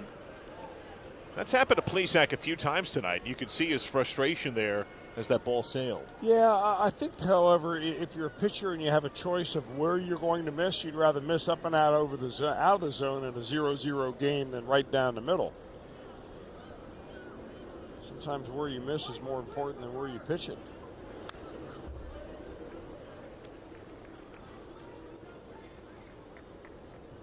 And while the Reds, David Bell's team was 3 hits off Plesac, no walks, 4 strikeouts.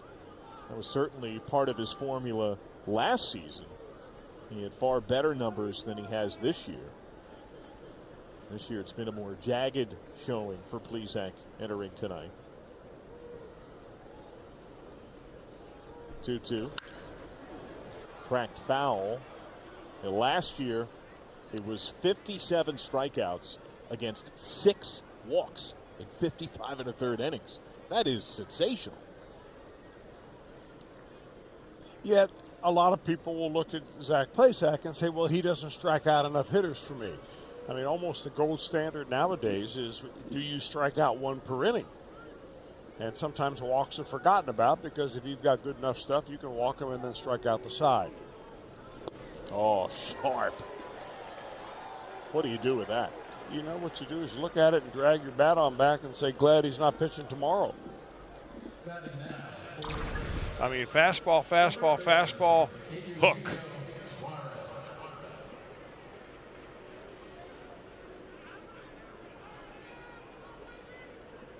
You can see the lips moving and the facial reaction of Moustakas. That's a great pitch. Now, Plesac has retired 10 in a row. And Eugenio Suarez has popped out and struck out.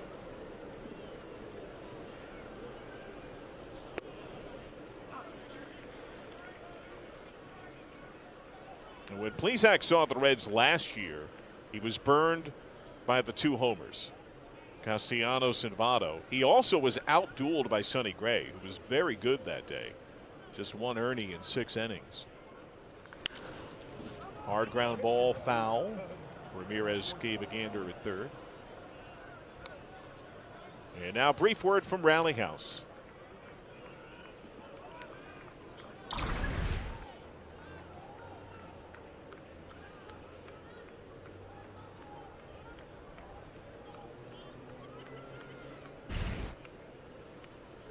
And we'll get to that in a moment. Shift is on.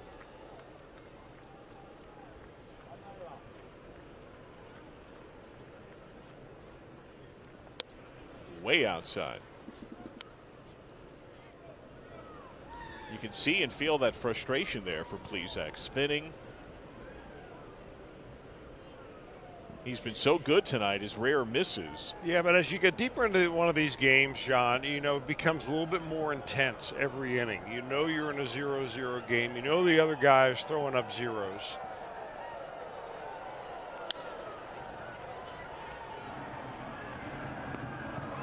Low throw handled. And you're more intent than ever not to make a mistake in the zone. Now word from Rally House. Gear up for the ballpark, Cincy. From the most popular Nike jerseys to the latest throwback styles, shop the largest selection of Reds gear at your local Rally House today. Tyler Naquin, a single and a K. Now, Cleveland's bullpen is electric. Second best ERA among bullpens in baseball. Plesac at 97 pitches. Starters have ownership of games, right? They want to go as long as possible. And he probably knows he's coming up close to his ceiling as well as he's pitched. I'll tell you, I'm just so impressed with the way that Austin Hedges is engaged into this game with Zach Plesac. I mean, he's kind of carrying him through. I think it's really one of the underappreciated parts of a good pitching performance is how important that catcher is. And of course, Barnhart doing the same thing with Wade Miley. But we're looking at two of the best defensive catchers around here tonight. Pulled to first, a bit of a bound. Naylor stumbles. Plesac stretches on the cover. 1, 2, 3. Plesac has retired a dozen in a row, and Wade Miley's got a no-no. For Reds Live, the post-game show brought to you by your local Toyota dealers here on Bally Sports, Ohio. Charlie and Sam will break it all down. Will they be breaking down a no-no? That's in progress for Wade Miley. He has been stellar.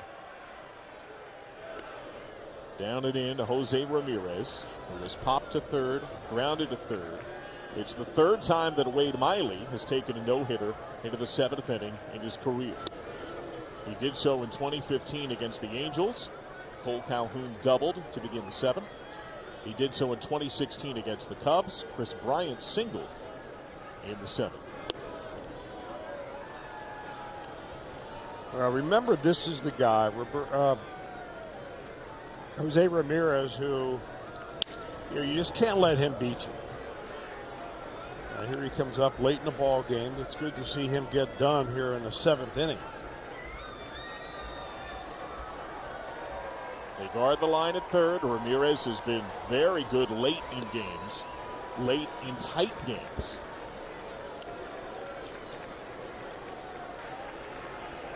Miley, who had spoken about his yearning to pitch deeper into games.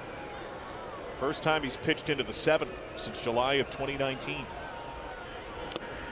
What a good pitch right there. Miley shook off the curveball, came in with the cutter, and Ramirez gets a strikeout. First time he's punched out.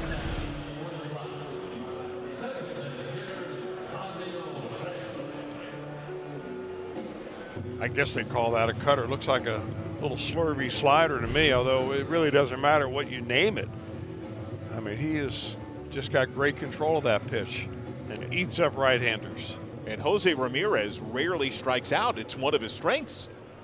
He's top 5 in the American League in lowest strikeout rate. Backdoor just misses to Franmil Reyes.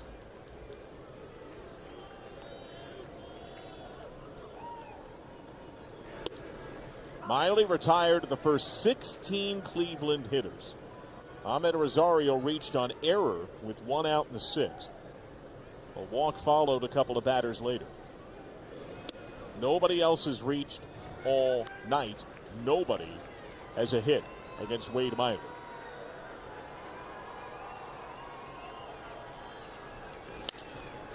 Back to Miley. 2 down in the 7th. This is artistry.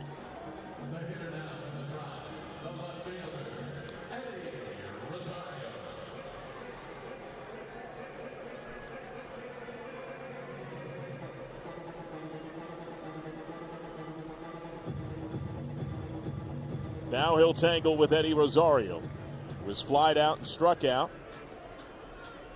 Now, Rosario had hit incredibly well in this ballpark as a Twin for years. He confessed that was part of the appeal of playing for Cleveland. Ground ball, gobbled, Farmer, no-hitter through 7. Wade Miley cruising in Cleveland. And a tightrope walk in a scoreless game. Miley, a no-no through 7. And the defense backing him up are all-state good hands plays of the game.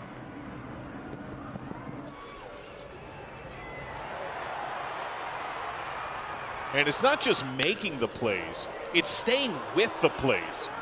Particularly see it on those last two. And remember, that's with the reshuffled infield defense for the Reds. Granted, men going back to more natural positions.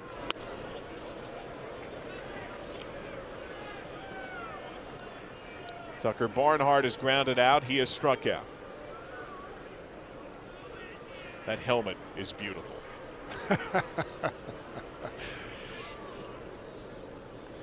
I mean, satellites in space might be able to pick up the glint. Well, the best helmet probably since Greg Biggio. Yeah. I know a lot of pitchers like to get their hands on that helmet.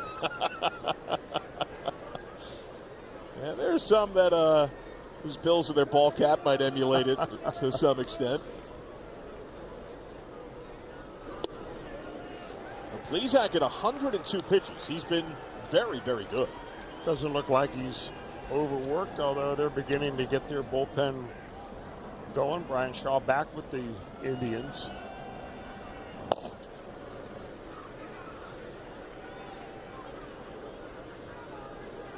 One, two. Up and away. So the Reds offense now, Chris, in their last 26 innings at bat, 10 hits, 1 run. And they're 1-0. They're 1-1. Okay. Well, 26 innings, yeah. And Tucker Barnhart, remember, had the 2 hits in the otherwise silent night against Chicago. And that's up and in. 6 strikeouts. Plesac has retired 13 in a row. And now a short word from Miami Valley Gaming.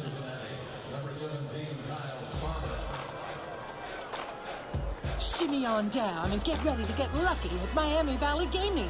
Awesome. He didn't dance with me, Chris. I didn't know you were going to break down right here in the booth. And we shimmy on down with that spot. Chair dance. I mean, that's a loose definition of dance, I have to tell you, John. Ball 1 to Kyle Farmer. Now you know what weddings that I rarely attend because of overlap of baseball have been exposed to for the last 15 years.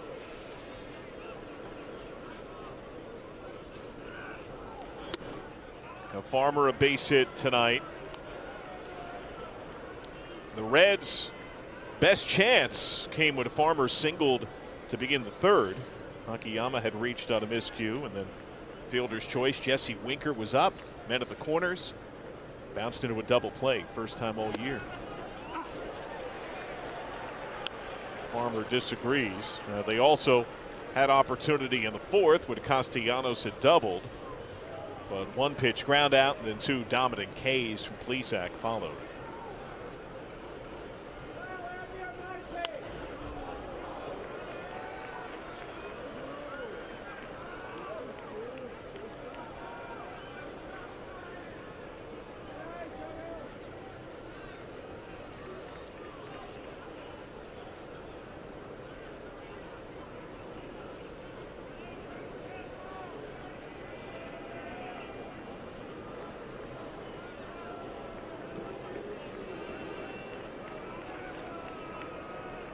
Two.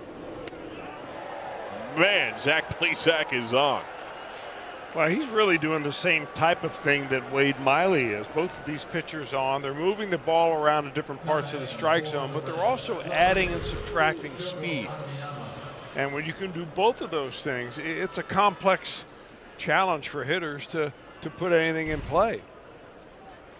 I mean, his fastball has been very good at the top end of the strike zone. His curveball has been really good at the bottom end. Hasn't thrown as many sliders, but I mean, he's been there all night long. Paints on the black into Akiyama, neutralizing his chance to bunt. Ramirez is in a step. His left cleat touches the grass at third. 111th pitch for Plesac, way outside. That's a lot of pitches, especially this stage of the year in today's game. He doesn't have a no-no going. If he loses Akiyama, Did they make the move to Shaw?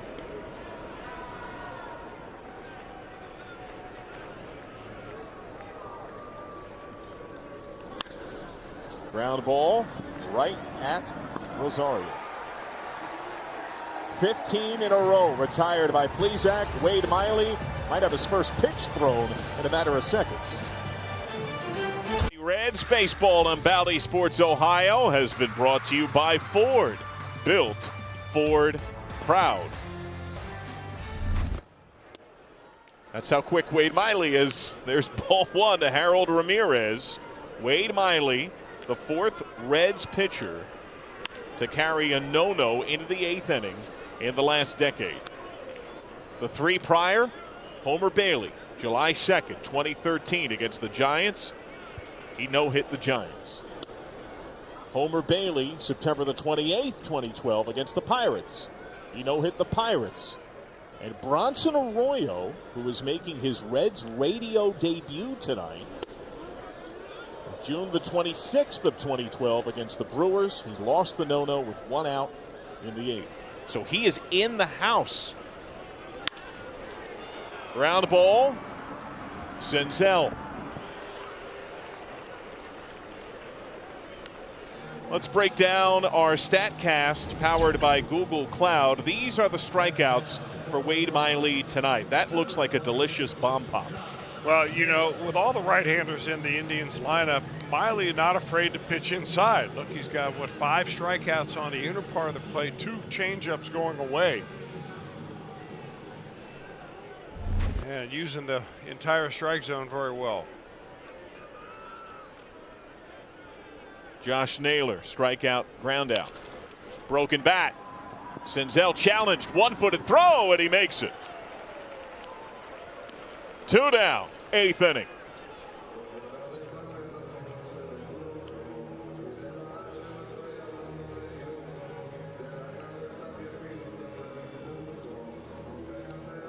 Now Ahmed Rosario, who can fly. He was the first Cleveland man to reach. That was on a throwing error by Senzel in the 6th. Strike one. Man, is Wade Miley feeling it. He always pitches quickly, but this feels supersized. Well, he's in a hurry to get a no-hitter. Double barrel, TJ Antone and Ryan Hendricks both warm. Of course, the Reds need a run to make it hold up. It's been 13 ground ball outs, 2 flies to the outfield, 7 strikeouts.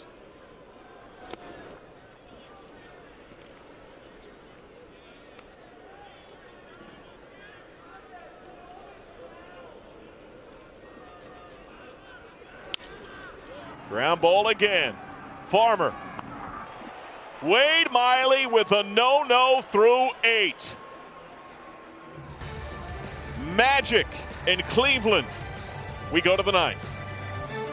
Time now for our Honda game summary. It's all about the pitching. Zach Plesac, who is now done, departs, having retired 15 in a row.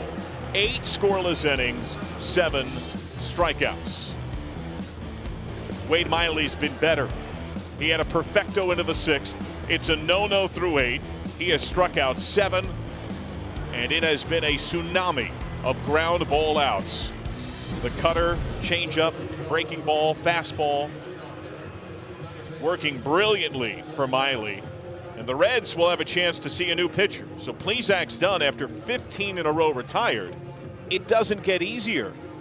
Here's the man with the hardest cutter in baseball and the rookie saves leader in the game, Emmanuel Clase. Yeah, 23 years old, and he's, I can't say nailed down the closer's job, but Terry Francona eventually likes to pinpoint one guy to close out the ball games. He's very, very difficult to hit. All the numbers below the numbers, you know, the spin and the chase rate and all those things off the charts for Clase. Nick Senzel, strike one, 98. Now Senzel leading off to get on a base. He's only done so on fielder's choice. He's 0 for 3. on his career in the leadoff spot, a nearly .350 on base. He's been great in small sample this year.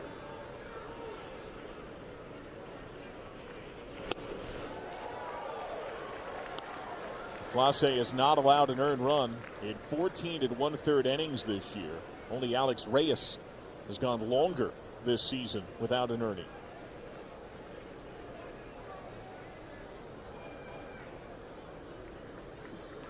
He did give up unearned runs in 3 straight outings in mid-April, the last of which came against the Reds.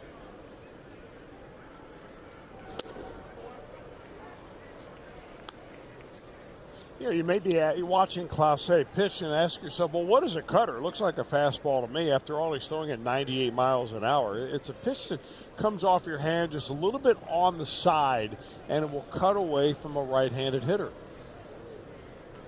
But his cutter also kind of tunnels, oddly, huh? Well, it seems like he stays on top of it so much. It's a little bit different than a Mariano Rivera cutter, but it's thrown, it looks like, in a similar fashion, where Rivera just had the natural release that through a cutter. When a pitcher says, I'm going to learn a cutter, what he's really learning is a modified slider.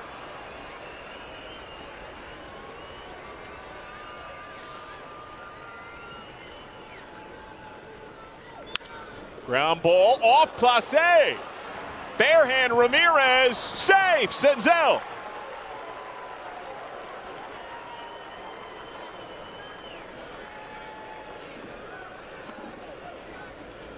Second time tonight, the speed of Nick Senzel has helped him reach first base. One on a fielder's choice. This one on a little ball that gets knocked down by the pitcher's foot.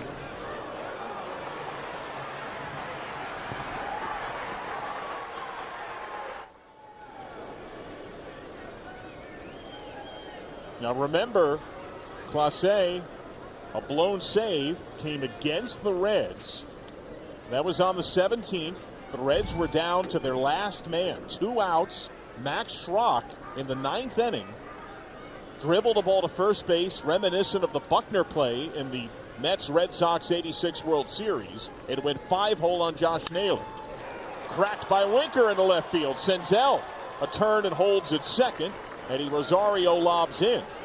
That was the unearned run on Clase that Schrock got aboard on the error by Naylor.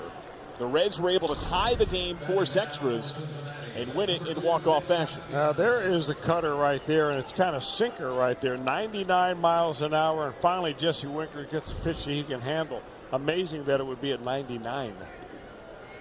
Goes to show you what hitting speed is nowadays for some guys. He is the best fastball hitter by batting average in baseball, entered tied with Mike Trout.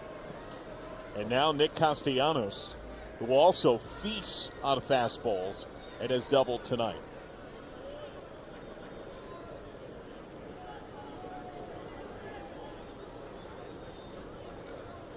Reds trying to get at least a run as Wade Miley has a no-no in progress. In the dirt. Nice recovery by Austin Hedges. That keeps Senzel at second.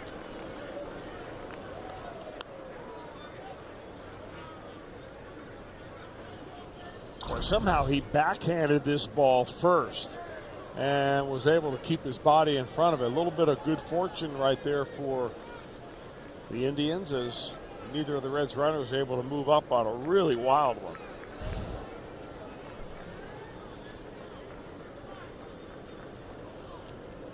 Clase does have one wild pitch this year. Came this week against the White Sox. Down and away at 100.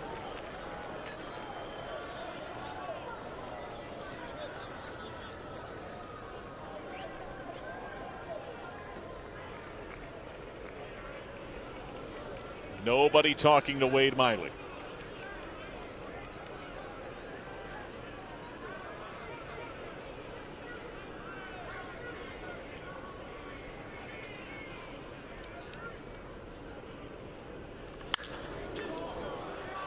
Foul ball.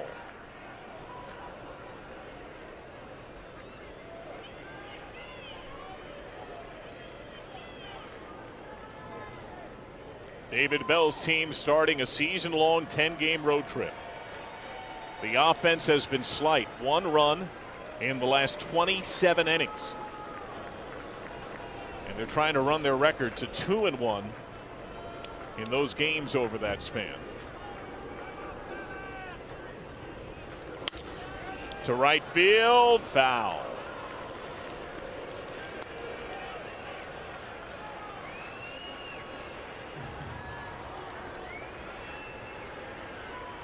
The Reds offense had 3 hits against Plesac in the first 8. They have greeted Clase with back-to-back base knocks.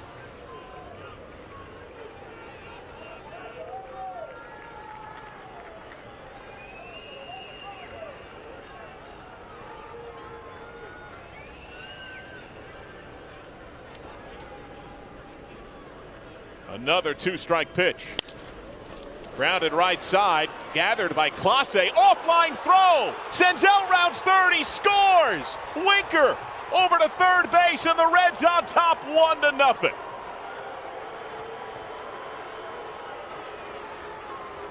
Well, a huge break for the Reds right there because Rosario was not covering the bag. Here we are in a shift again. He was playing very deep at shortstop. When Clase got the ball back to him, he's assuming that his shortstop's going to be coming across the bag, but he's not. He never really even gets there. He kind of plays behind the base right there, so when Clase throws it to him, he's a good 6 or 7 feet away from second base. Clase throws it wild, probably after he realizes that Rosario's nowhere near the bag, and that's the run the Reds are looking for. I mean, this is eerily reminiscent of what happened when Clase had a rare breakdown and his defense failed him in the Reds' comeback win. And now you got the added import of Wade Miley tossing a no-no. And the rarity of Clase in a super high leverage spot, seeing action behind him in the bullpen as Phil Maton readies. Show you the play again. Look where the shortstop is playing. He's way over here, and by the time he is able to right himself and get into the center of he still doesn't get to the bag. And I don't know whether they had arranged ahead of time. Normally in a double play situation, the pitcher makes eye contact with the fielder that's going to be covering the bag on a comebacker. Boy, fundamental baseball. And now Mike Moustakas, who's 0 for 3. Takeoff from first base. By the time Clase steps off, he boxes another run. Winker scores. It's 2-0.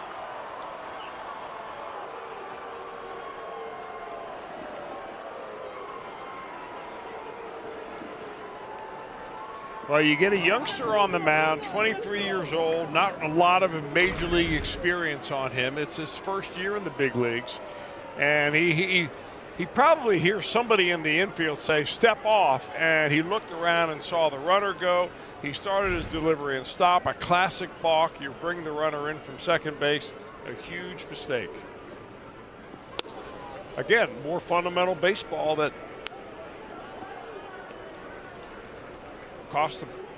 cost the Indians a couple of runs here. Officially score it. Castellanos reaching a fielder's choice and a throwing error by Clase.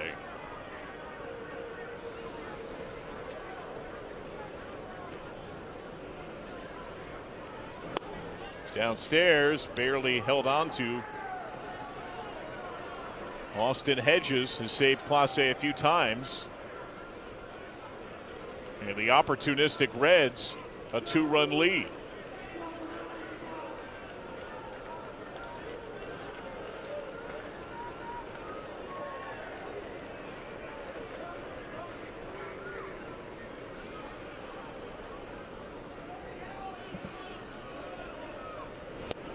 Swing and a miss.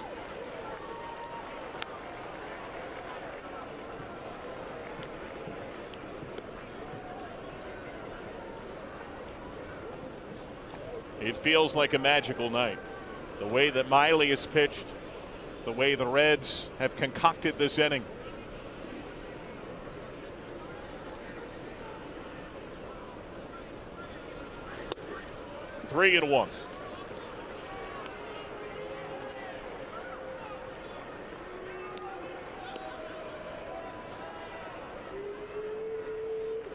Nobody out. A chance for more.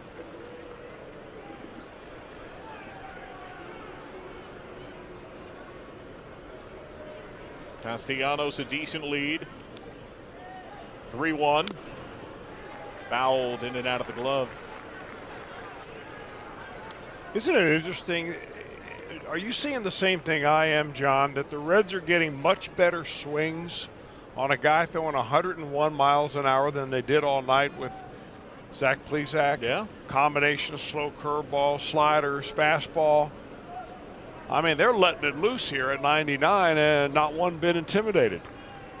The Reds have been a great fastball hitting team. And they can lock in on that pitch. And I also just think that that confidence has to spill from the momentum earned in the inning. I mean, not only the season-long success against fastballs, period, the knowledge that they've spoiled an outing for Clase A on an otherwise largely pristine season. And they know what their pitcher has assembled for them thus far and what lies in wait. Hard ground ball gets through. Wave is on for Castellanos. That ball dies in the gap on the grass. Castellanos scores. Moustakas delivers a 3-run ninth, 3-0.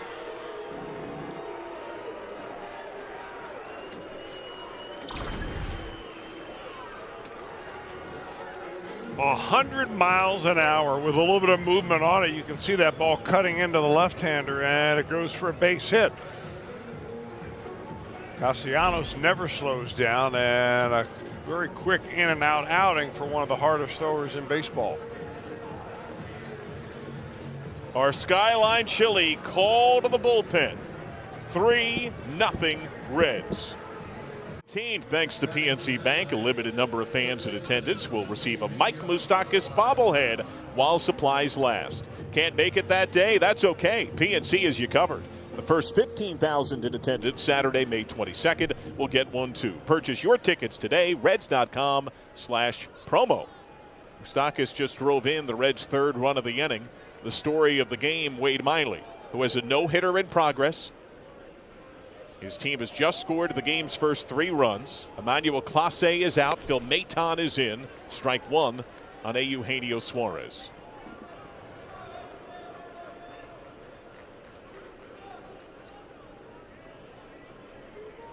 Maton has inherited 7 runners this year. 4 have scored. Challenges with a fastball. This is a Reds bullpen that entered with the second best bullpen ERA in baseball. Infield hit that clipped the pitcher, ricocheted to third. Firm base knock by Jesse Winker. 0-2. Outside, and then a fielder's choice in very unique fashion.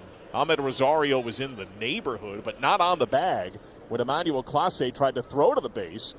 And officially scored errantly thrown away, plus a balk thereafter, led to the first couple of runs.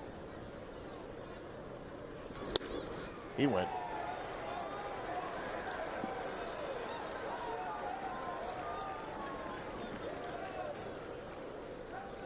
To the plate now for Cincinnati.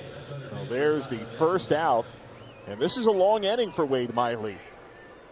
He'll with the take no-hitter going.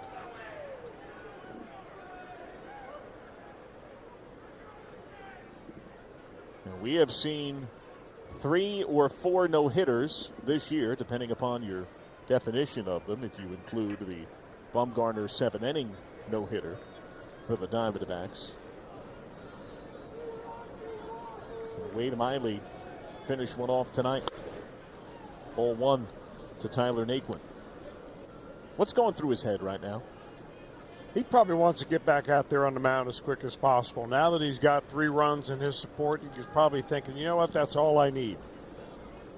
But he's so locked in right now that you could shout in his ear, he probably wouldn't hear you. We have seen him react to the offense this inning When he's not pitching, he's often side by side with Sonny Gray, and it's a game-long dialogue between that duo. One I'd love to listen in on.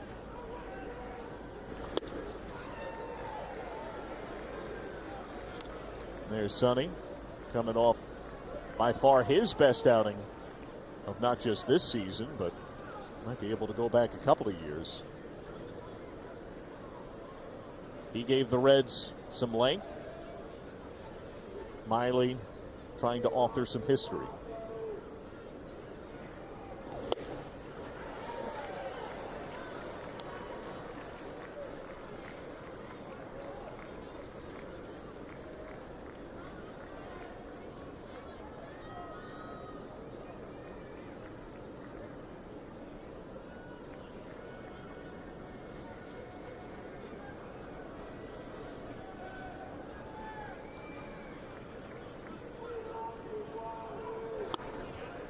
Full count on Naquin.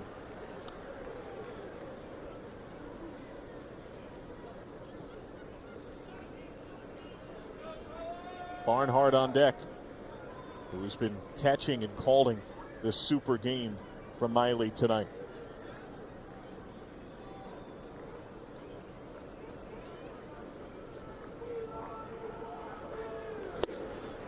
Swing and a miss.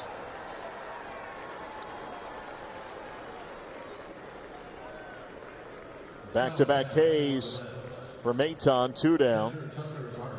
And now Barnhart. What have you thought of the way that Tucker has called and received Miley tonight? Well, I mean, he's catching a no-hitter. I think it's the proof is in the results right here. Tucker is one of the best quality catchers you're going to find out there, and he's locked in. And his main responsibility when he takes the field is to make sure his pitcher has a good night. And tonight, everything's going the right way.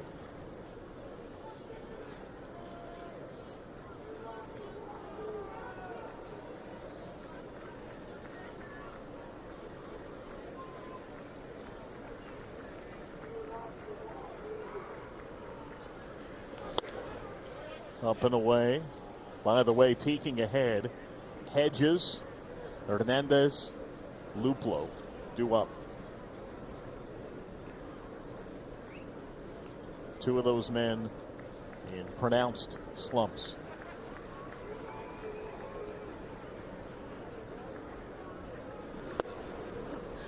On the black.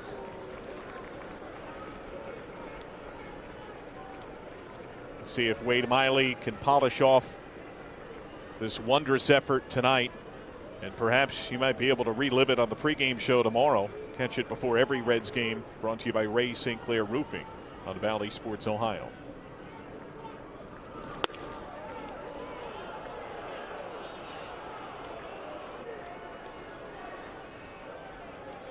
David Bell, Cincinnati Reds.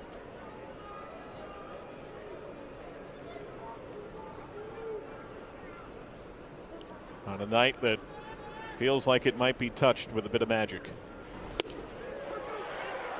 Strike 3 called. A trio of strikeouts after 3 runs scored for Wade Miley.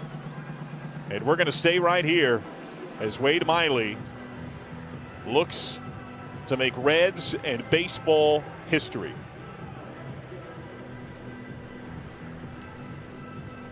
Wade Miley's effort so far through his 8 no-hit innings.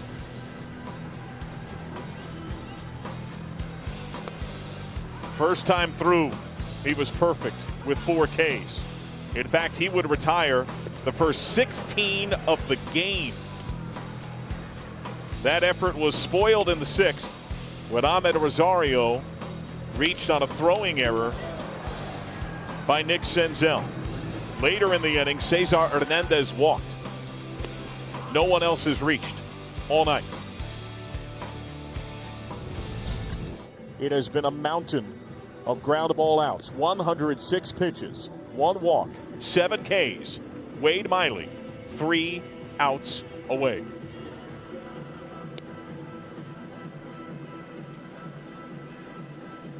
Now Cleveland, familiar with the no-no. Remember the toe hitter. April the 14th against Carlos Rodon. of the White Sox. He had the perfecto going and would graze the cleat of Roberto Perez. Got some help defensively. That was the HBP. That was the only mistake all night, as a man who had overcome so much injury made history of his own. Since 1901, only one team has been no-hit twice in the first 31 games of a season. Oddly enough, it was the White Sox in 1917. Could Cleveland be that victim tonight? As the pride of Hammond, Louisiana, Wade Miley, who talked about wanting to go deeper in games. That was the biggest takeaway from his session this week. He said, I need to be more efficient. I want to give my team more length. Tries to pen his name in the all-time record book.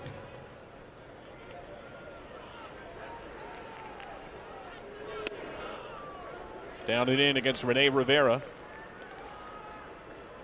Stands in for Austin Hedges.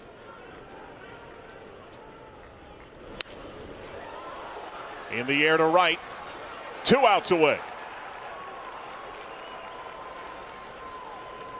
Well, the other side of this is the home plate umpire, Lance Barksdale, who has never been behind home plate during a Major League no-hitter. He was the home plate umpire when Randy Johnson struck out 20 Reds back in 2001. He's been on the bases for a couple of other no-hitters. But he's seeing history there right up close and personal. Strike one to Cesar Hernandez. 0 for 2 with a walk. That last fly out, only the third ball into the outfield all night. And that clips for a strike.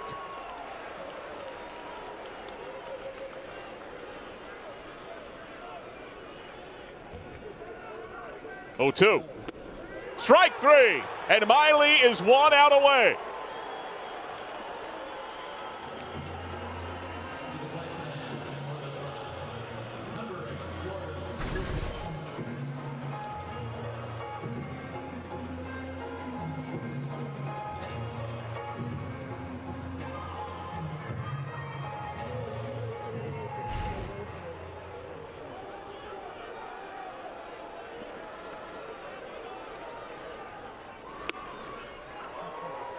Oh and 1.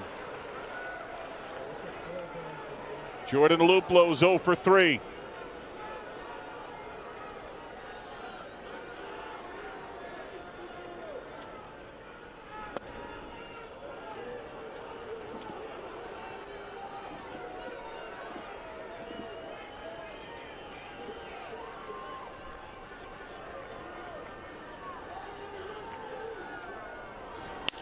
Ground ball.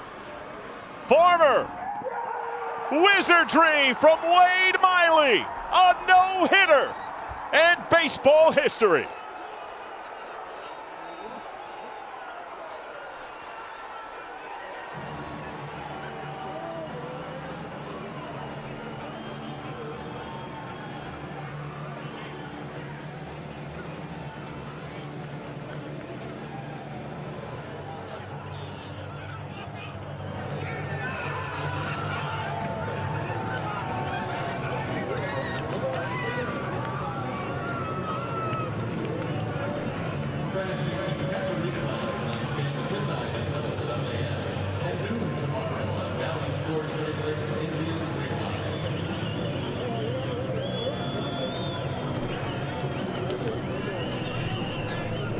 A countryman from Louisiana, an avid hunter, a man of few words. He let his pitching do the talking tonight. Well, it's a team effort. Even though Wade Miley throws the no-hitter, you can see by the reaction of his teammates how much he is beloved in the clubhouse, how important it is to have teammates that feel like that about you. This is a great moment, and that moment right there, getting a big hug from Tucker Barnhart, who worked with him perfectly all night long. What a great effort by Miley. I've got one question for you, John. Can he pitch tomorrow? I think right now he would gladly take the ball every day and twice on Sunday. Yeah. And, you know, You had a feeling that something was going on early on. You never really know because Wade Miley is a guy that gets a lot of contact, and you never know if one of those ground balls is going to find a hole or a little blooper off the end of the bat. But he was in control all night long, and I mean, he pitched like his uniform was on fire.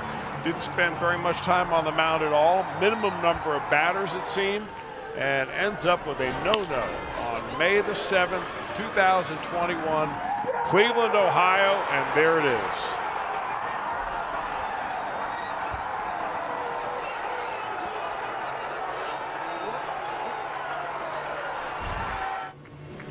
Look how fired up Tucker Barnhart was there. Racing out to embrace his pitcher. The entire team wants a piece of Wade Miley. All of baseball wants a piece of Wade Miley. Derek Johnson, his pitching coach, they share such a kindred connection, spread overstays with multiple organizations. This is a baseball man. He's about as true a baseball guy as you'll find. And if you don't get goosebumps.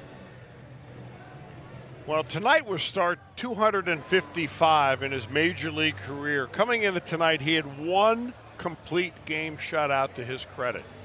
And he nails down another tonight in a very big way. 9 innings, no runs, no hits, 1 walk, 8 strikeouts on 114 pitches.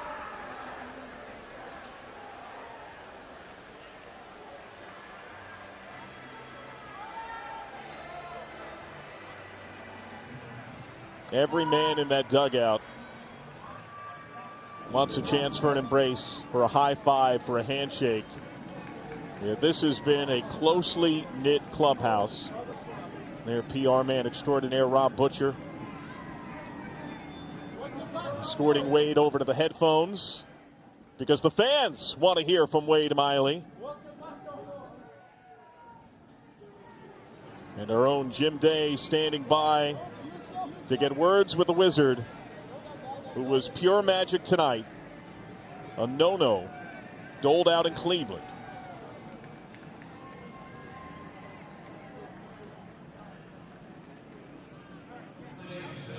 Jim, take it away, my friend. It's going to be so cold. What a magical night, Wade Miley. What are your emotions right now? Throwing a no-hitter. I have no idea, man. That's so surreal. I mean, it's just first and foremost, like Tucker Barnhart, unbelievable job back there. Whole team, great job. Huge to come out to win the 9th inning. That was huge. But these dudes behind me got to get out of here with that mess. It's just a fun experience. Just a fun experience. I ducked it a little bit. You caught a little bit of that. God, it's not the warmest of nights to have that happen. Jesus. No. Yeah, I don't know. Just that was just awesome. The last 3 innings, I was just trying to get in, get out, make pitches. I was running out of gas, but found a little bit for that 9th, and defense made great plays all night. That was just a blast. Surreal. And you got the bubblegum shower as well. How much does it mean to you? You're so liked in that clubhouse. So many players look up to you, and it was very obvious what this not only meant to you, but meant to your teammates. What did that scrum afterwards and everyone getting their chance to congratulate you? How much does that mean to you? It means a lot. It's something obviously I'll never forget, and a lot of those guys will never forget. And just like I don't have words right now. I'm just blessed to have this opportunity and just to be able to come out here and play this great game, and for something like this to happen, I don't have the words for it. It was unbelievable, and just glad we be a part of it. You have been a man of few words, but coming off the field, it looked like you had some emotion in your eyes. Can you put it into words how emotional this is? It's very emotional. It means a lot. Alan Zinter, I was with Alan Zinter in 2009, 2010 in Mobile and AA with the Diamondbacks. And the words he said to me is just where I've came from, the things that we've accomplished. And just when he said that, it just meant a lot to me. And it was just cool to think back to see where I've came from. And obviously, who would ever thought I'd throw a no-hitter in the big leagues, but was able to accomplish it. When did you start thinking about the no-no? I don't know. I mean, obviously, 7th, 8th inning, I'm like, this could be a reality. I didn't know where my pitch count was. I didn't know it was nothing. First and foremost, win a ball game. So I didn't know where we were at in that situation. But I think I went out right around 100 pitches. David let me go back out for the ninth, and fortunately we had a quick one, and Thorne made a good play, and it was over. Scoring 3 runs in the top of the ninth, obviously very, very key. But you had a lot of time to sit and think about it, cool down a little bit. Did it make it tougher? I feel like that's when the pressure kind of mounts a little bit when you really start thinking about it, because you don't know. It's nothing, who knows? And then we scored 3 runs right there. And she's like, let's go get 3 outs. And was fortunate enough to do it. Well, Wade, congratulations. You are in Reds lore now. You made baseball history tonight. It was fun to watch. And for such a great leader and such a competitive guy, we are so happy for you. Congratulations. Thank you. I got to give a little shout out. My son made me wear this Hulk tattoo on my forearm. And I might have to get the real Hulk tattoo now. I don't know. But thank you, Jeb. Very nice. So that is awesome. That is not a permanent tattoo, but you might get a permanent one. I'm scared to death of needles. I'm probably not going to get I'll just keep getting the sticky one and put it on there every time. Can you hold it up for us? I mean, we got to give the son some love, right? There we go. Jeb Boone right there, yep. Absolutely. That is tremendous. Congratulations, Wade Miley. Thank you all so much. Appreciate it. Wade Miley into Reds history. A no-hitter here on Bally Sports, Ohio. What a scene to watch. Tipping the cap. And we have much more to come on this historic night. Wade Miley, a man of the hour. We're back after this.